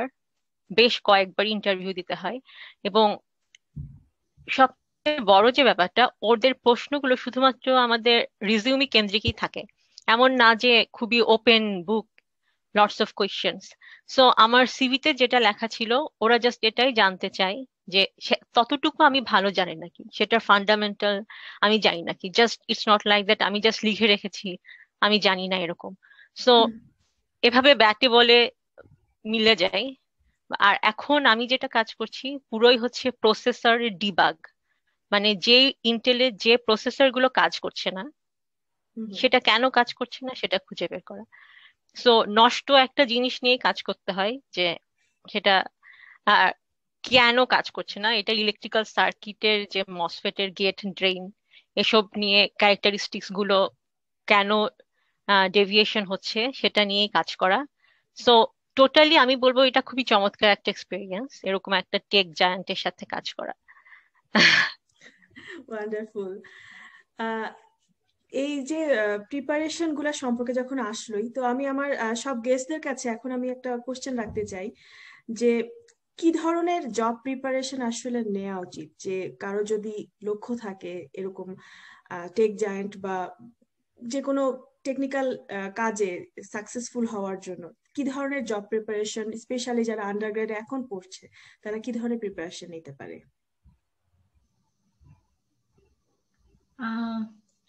আমি বলি, একজন সফটওয়্যার ইঞ্জিনিয়ারের ব্যাকগ্রাউন্ড থেকে আমি আসি।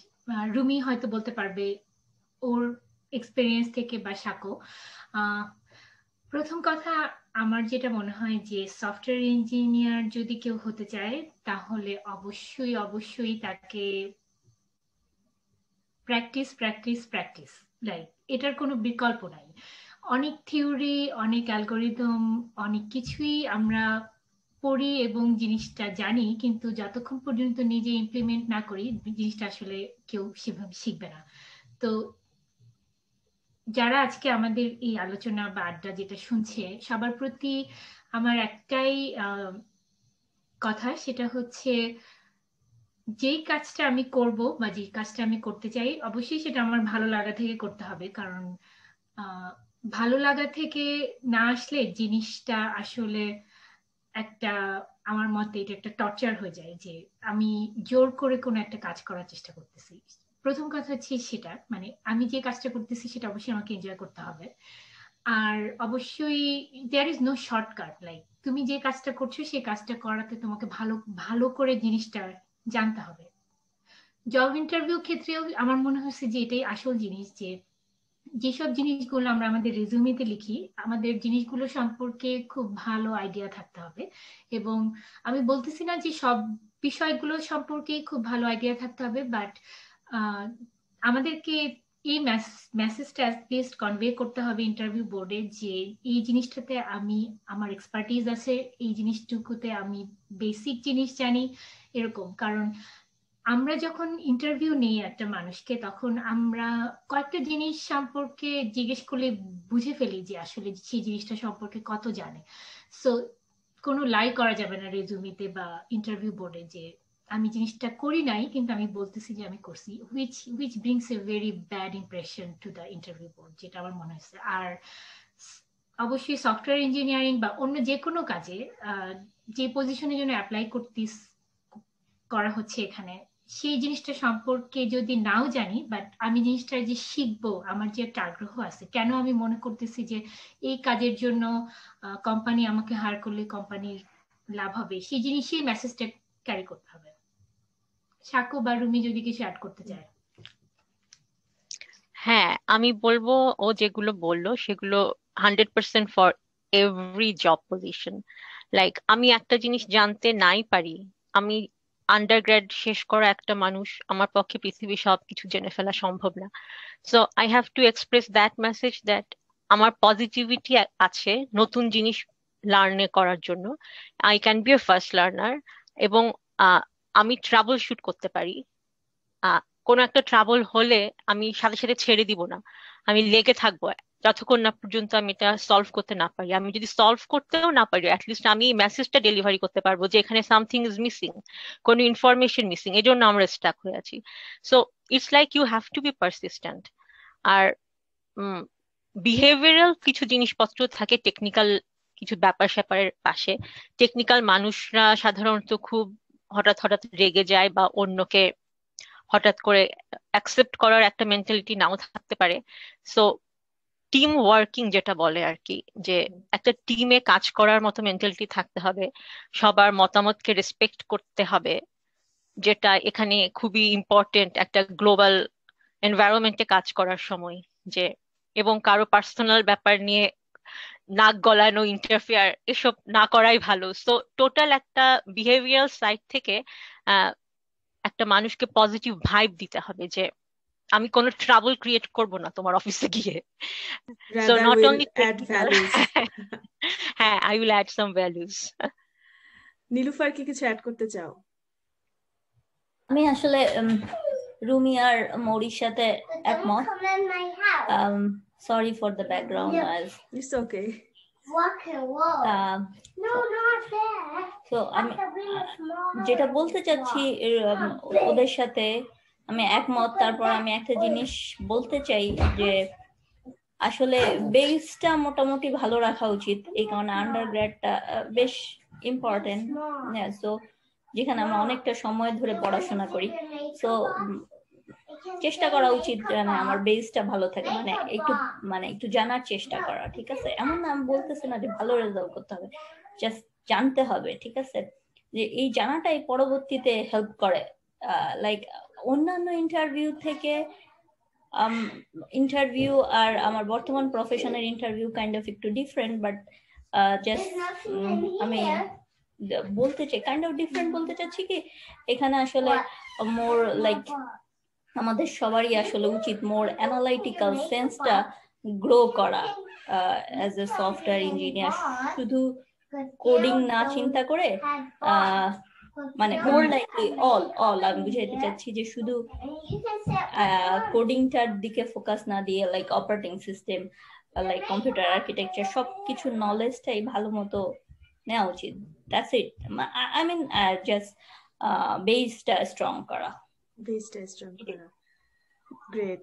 আমি এখন একটু অন্য পার্সপেক্টিভ থেকে কথা বলতে চাচ্ছি। সেটা হচ্ছে যে এই যে তোমরা সবাই তোমাদের ক্যারিয়ারে এত সাকসেসফুল, পার্সোনাল লাইফ এত successful, and the top of that তোমরা সবাই তোমাদের মাদারহুডটা মেনটেন করছো।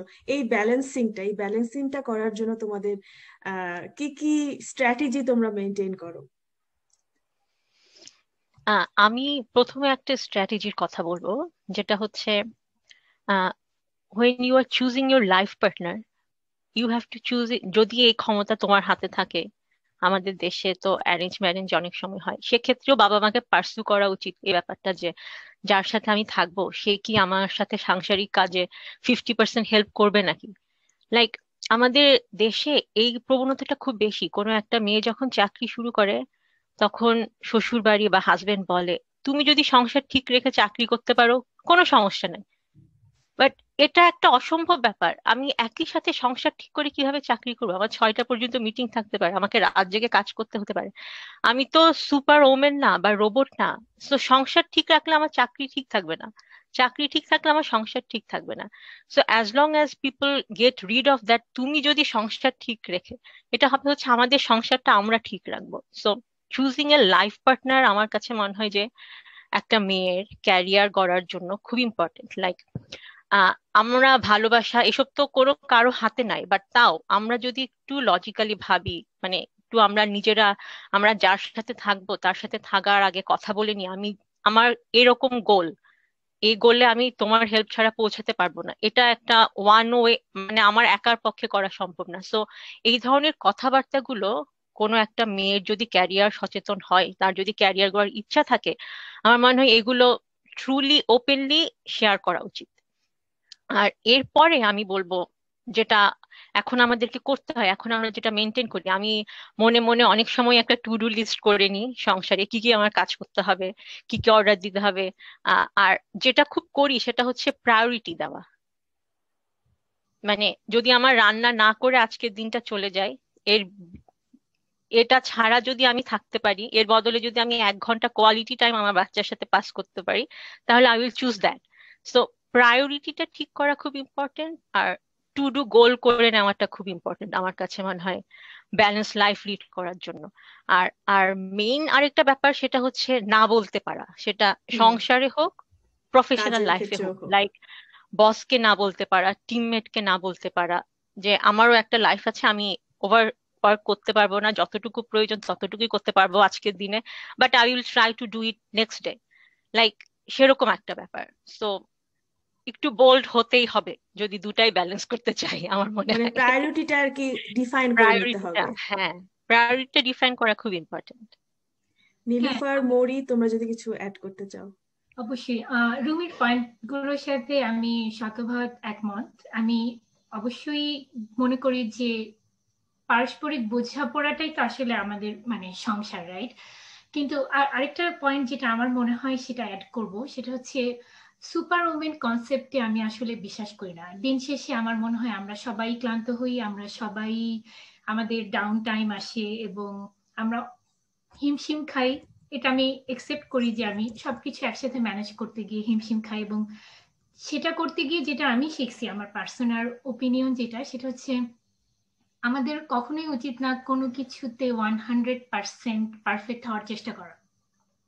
এটা আসলে সম্ভব না। মানে আমাদের সোসাইটি বা আমাদের চারপাশের এনভায়রনমেন্ট আমাদের কাছ থেকে এত কিছু প্রত্যাশা করে, আমরা যদি সবকিছুই করতে যাই, it's not going to happen at all.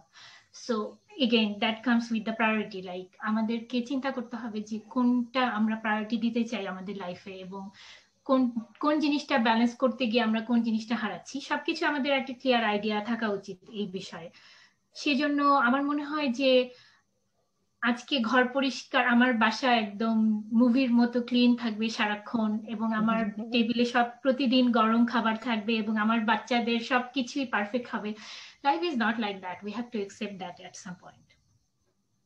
Exactly, মানে যখন আমাদের গোল থাকে যে আমরা কিছু করতে চাই জীবনে, বা আমরা টেকনোলজিকে ভালোবাসি, সেক্ষেত্রে আমাদের অনেক কিছুকেই ছাড় দিতে হবে, আমাদের প্রায়োরিটি গুলো সেট করতে হবে। নীলুফার, তুমি কিছু অ্যাড করতে চাও? হ্যাঁ, আমি আসলে অ্যাড করতে চাই। আমার আমার হচ্ছে 1 বছর গ্যাপে 2টা বাচ্চা। সো লাইক তোর মতো। তো আমাদের আসলে একটু ডিফিকাল্ট, কারণ এটা আসলে টুইন বেবির মতোই। তো এটা খুব হার্ড ছিল, but that's okay, it's part of life. আমি কখনোই কোনো কিছুতে বেস্ট হইতে চাই না, মা হিসেবেও না, ক্যারিয়ারেও না, কোনো কিছুতেই না, ওয়াইফ হিসেবেও না। তো যেমন আছি তেমন, কোনো কিছুতেই আমি প্রেশার নেই না। বাচ্চারা যখন খাবার খায়, যখন খায় না তখন ম্যাকডোনাল্ড খায়। সো দ্যাটস ওকে, মানে টেক ইট ইজি। হ্যাঁ, টেক ইট ইজি। মানে আমার দেখতে খুব ভালো লাগছে যে মা এখানে বসে একটা সেশনে টক দিচ্ছে, পিছনে বাচ্চারা খেলছে, এবং জিনিসটা খুবই ন্যাচারাল, খুবই স্বাভাবিক, কারণ এটাই তো আমাদের জীবন। আমাদের সবকিছুর সাথে আমাদের অ্যাডজাস্ট করে নিতে হবে। এই যে প্যান্ডেমিকের টাইমে আমরা ওয়ার্কিং ফ্রম হোম করছি সবাই, এর সাথে আমাদের প্যারালালি আমাদের পার্সোনাল লাইফও চলছে। এভাবেই আমরা সবকিছুকে আসলে খুব বড় সমস্যা না ভেবে সেটার সাথে নিজেদেরকে অ্যাডজাস্ট করে নিতে হবে। আমার আরেকটা পয়েন্ট অ্যাড করি এখানে, সেটা হচ্ছে গিয়ে আমাদের আসলে নিজেকে ভালোবাসতে হবে, নিজেকে ভ্যালু দিতে হবে। কারণ দিন শেষে আমি যে মানুষটা টায়ার্ড হয়ে যাচ্ছি, আমি যে মানুষটা ডিপ্রেসড হয়ে যাচ্ছি, আমি যদি আমাকে ভ্যালু না দিই, আমাকে ভালো না বাসি, তাহলে আমার চারপাশের কোনো কিছু আসলে ঠিক থাকবে না। ঠিক ওভাবেই আমাদেরকে আমি বলবো যে ব্যালেন্সটা আসবে ওখান থেকেই। লাইক কি আমাকে ভালোবাসি। একদম ঠিক, আমি আসলে একদম ঠিক। আমি আসলে বলতে চাই যে আমি খুবই লাকি যে আমার কিছু বন্ধু যে কোনো সময় যে কোনো অবস্থাতেই আমার পাশে দাঁড়ায়। দিন শেষে যখন আমি ওদের সাথে দু একটা বলতেছি না যে প্রতিদিন আমাদের কথা হয়, ছোটখাটো দু একটা মেসেজে আমি শেয়ার করলাম যে আজকে আমি কেমন ফিল করতেছি, আর সামথিং লাইক দ্যাট। এইটুকু শেয়ার করাটাই আমার মনের উপরে সাপোর্টিভ নেটওয়ার্ক। হ্যাঁ, থ্যাঙ্কস ফর ব্রিংিং মানে ইট আমি আপ। হ্যাঁ, পয়েন্ট অ্যাড করতে চাই, সেটা হচ্ছে মানে তুমি যদি নিজেকে নিয়ে স্যাটিসফাইড না থাকো, তুমি কিন্তু কাউকে স্যাটিসফাইড করতে পারবে না। এক্স্যাক্টলি। এবং তুমি ব্যাপারটা যদি হচ্ছে নিজেকে এরকম। ভ্যালু না দাও, তোমার আশেপাশের কেউ কিন্তু ভ্যালু দিবে না। তুমি যে টায়ার্ড, হ্যাঁ, তুমি যে একটু রেস্ট নিতে হবে, এটা যদি তুমি প্রায়োরিটাইজ না করো, কেউ কিন্তু বলবে না যে তুমি টায়ার্ড, এখন একটু রেস্ট নাও। নিজেকে এটা বলতে হবে, না আমি টায়ার্ড, আমার এখন রেস্ট নিতে হবে। এক্স্যাক্টলি। খুবই দারুণ আলোচনা হলো আমাদের। লাস্ট যে কোশ্চেনটা আমি সবার উদ্দেশ্যে করব, যে আমাদের এই অ্যাডা লাভলেস সেলিব্রেশনে আমাদের মেইন যেই লক্ষ্যটা হচ্ছে একটা শক্ত নেটওয়ার্ক তৈরি করা। আমরা যারা যে যেখানে আছে পৃথিবীর টেকনোলজি রিলেটেড টপিক নিয়ে কাজ করছে বা পড়াশোনা করছে, তো যারা এখন অডিয়েন্স হিসেবে এই সেশনটা দেখছে, ফর এক্সাম্পল আন্ডারগ্র্যাড স্টুডেন্টস, তাদের জন্য তোমাদের কি টিপস হবে? তারা তাদের স্বপ্ন পূরণের জন্য কিভাবে নিজেদেরকে তৈরি করতে পারে? অল্প অল্প করে একটু টিপস গুলো বলে দাও। আমি প্রথমে একটা মেসেজ দিতে চাই, সেটা হচ্ছে এই সময়টা খুব কঠিন, কারণ চারপাশে এত ম্যাটেরিয়াল জানার জন্য, টেকনোলজি এত কাছে, আমরা মাঝে মধ্যে ভুলে যাই which one is correct, which one is wrong, like অথেন্টিসিটিটা। সো যে কেউ যখন কোনো একটা ইনফরমেশন সার্চ করবে, তাদের এটা রিয়েল নাকি রং, এই সোর্স গুলো একটু জাজ করে নেওয়া উচিত।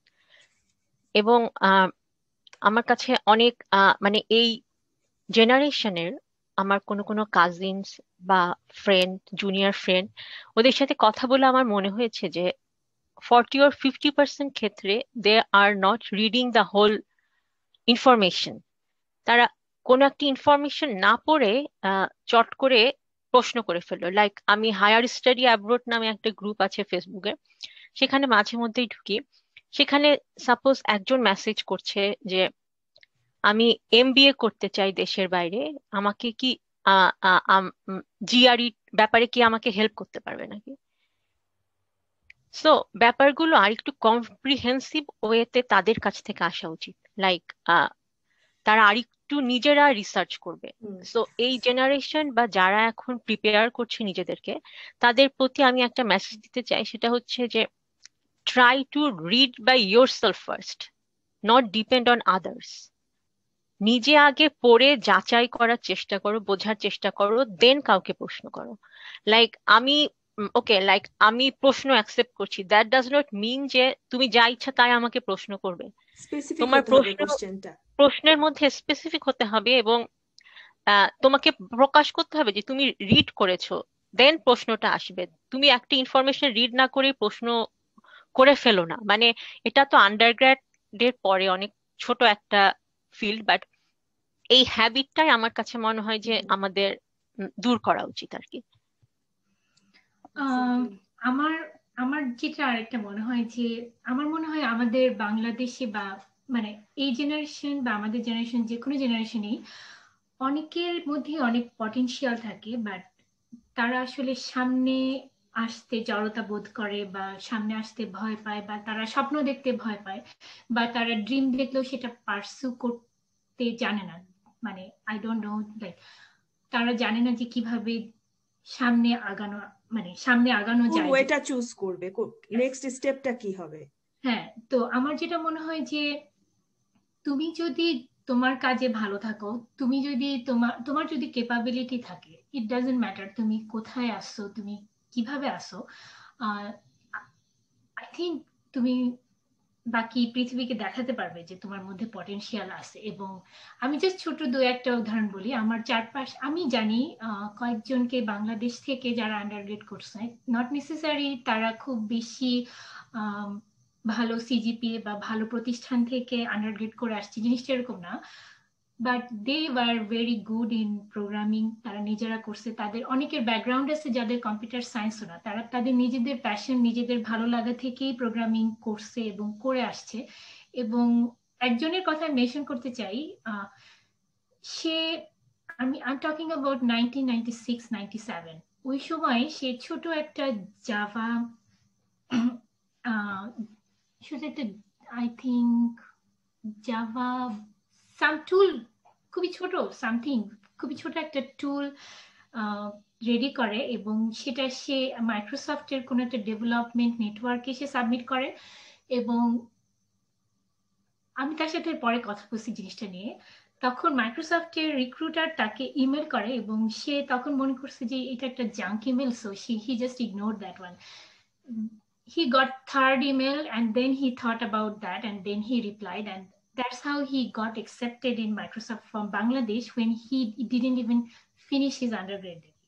So এভাবে সে বাংলাদেশ থেকে মাইক্রোসফটে চাকরি নিয়ে চলে আসছে। সো আমার মতে যে কোনো ড্রিম দেখতে ভয় পেও না কেউ। যদি তুমি মনে করো যে তোমার ক্যাপাবিলিটি আছে, you can do it, just go for it, get prepared এবং যে জিনিসটা তুমি করো সেটাতে ভালো করার চেষ্টা করো। ফর এক্সাম্পল, আমার আম্মা আমাকে সবসময় বলতো যে তুমি যদি মাটিও কাটো, তুমি যেন সবচেয়ে বেশি ভালো করে মাটি কাটতে পারো, জিনিসটা যেন এরকম হয়। So just prepare yourself for that. Whatever you do it as best possible way. Yeah. Nilufar কিছু অ্যাড করতে চাও? হ্যাঁ, আমিও কিছু বলতে চাই, সবাই যেহেতু বললো আমিও বলি। Of course. তো জিনিসটা হচ্ছে, আমি মৌরি আর রুমানার সাথে এগ্রি করি, বাট আমার পয়েন্ট অফ ভিউ একটু ডিফারেন্ট। আমার পয়েন্ট অফ ভিউ এরকম যে যদি, sorry about the noise, no worries, যদি সামান্য কিছু পড়ো, লাইক একটা টপিক পড়তেছো, টপিকটা ভালো করে পড়ো, চিন্তা করার চেষ্টা করো। আমি আগেও বলছি, এখনো বলতেছি যে এমন না ভালো রেজাল্ট করতে হবে, এমন না আমাকে খুব ভালো কোম্পানিতে চাকরি করতে হবে, বাট আমি ভালো মানে যতটুকু জানি এটা যেন প্রপারলি জানি, ওই গোলটা মাথায় রাখো। আমি শিওর এক সময় তুমি কোথাও না কোথাও ভালো জায়গায় এন্ডেড আপ হবা। তো মানে বাংলাদেশে আমি যখন পড়াশোনা করছি, আমাদেরকে আসলে অ্যানালিটিক্যাল ক্যাপাবিলিটি ইমপ্রুভ করার মতো আমি কোনো দিক নির্দেশনা পাইনি। আমি জানি না রুমানা বা সাকুর সাথে কি হয়েছে, বাট আমার মনে হয় which is very important in our area, because out of the box think করা, একই প্রবলেমের different ওয়েতে সলভ করা, which is very very important to do our job here, right? মানে সলিউশন অ্যাপ্রোচটাকে বেশি এমফাসাইজ করা rather than directly just solve করে ফেলা, একটু ক্রিয়েটিভ হওয়া। হ্যাঁ রাইট, একটু আউট অফ দ্য বক্স চিন্তা করা। লাইক এখন যেরকম অটোমেশনের খুব যুগ চলছে, লাইক একটা মনোটোনাস জবকে আমি একটু অটোমেটিক করি, একটু সময় কম লাগাই, একটু রিসোর্স কম লাগাই, এই যে অপটিমাইজেশন ব্যাপারটা, এই যে একটু শর্টকাট করা, মানে কিভাবে আমি কোডিং করে একটু শর্টকাট করতে পারবো, এই ব্যাপারগুলো একটু চিন্তা করা আমার মনে হয় খুব ইম্পর্টেন্ট। আর সাথে আমি আরো একটা জিনিস ছোট্ট করে অ্যাড করতে চাই, সেটা হচ্ছে পারসিস্টেন্স, মানে লেগে থাকা। ছোটবেলায় অনেক মন খারাপ হতো, কাউকে দেখতাম যে 5 মিনিট পড়ালেখা করেই সে খুব ভালো রেজাল্ট করলো, আমি হয়তো অনেক পড়ালেখা করলাম, ভালো রেজাল্ট করলাম না। কিন্তু এই ব্যাপারগুলো খুব ছোটখাটো ব্যাপার, এই ব্যাপারগুলো থাকবেই সব সময়। কিন্তু ব্যাপারটা হচ্ছে মেধা বা লাক আসলে খুবই অল্প percentage for a success. Hard work বা লেগে থাকাটাই ইম্পর্টেন্ট। Agree, exactly.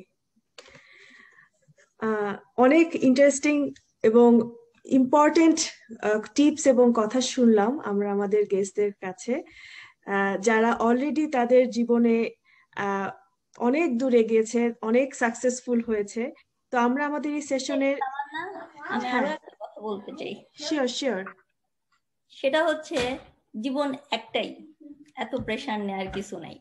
ধীরে সুস্থে যা করার যতটুকু হয়, দ্যাটস ওকে, দ্যাটস ইট। সেটাই। মানে গন্তব্যে আলটিমেটলি দিন শেষে পৌঁছানোটাই হচ্ছে কথা, সেটা এত প্রেশার না নিয়ে রিল্যাক্স ভাবেও যাওয়া যেতে পারে। তো আমাদের এই সেশনের যেটা মেন উদ্দেশ্য ছিল, যারা টেকনোলজি ফিল্ডে সফলতার সাথে পদচারণা করছে তাদের চিন্তা ভাবনা, তাদের চ্যালেঞ্জেস, কিভাবে তারা তৈরি হয়েছে সেই গল্পগুলো তুলে আনার জন্য, যাতে আমাদের মেয়েরা বিশেষ করে যারা এই সেশনটি এখন দেখছে তারা তাদের স্বপ্ন পূরণের ক্ষেত্রে কিছুটাও সহায়তা পায়। আমরা চাই এই অ্যাডা লাভলেস নেটওয়ার্ক বছর বছর আরো শক্তিশালী হোক এবং আমরা একজন একজনের হাত ধরে আরো বহুদূর এগিয়ে যাই। আমাদের নেটওয়ার্কে আমরা যেন একজনের কাঁধে আরেকজন পা রেখে আরেকটু উপরে উঠতে পারি এবং স্বপ্ন দেখতে কখনো ভয় না পাই। থ্যাংক ইউ সবাইকে সময় নিয়ে আমাদের এই সেশনে অংশ নেওয়ার জন্য, এবং আমাদের সবগুলো স্পিকারকে আমি অসংখ্য ধন্যবাদ জানাচ্ছি আমাদেরকে সময় দেওয়ার জন্য।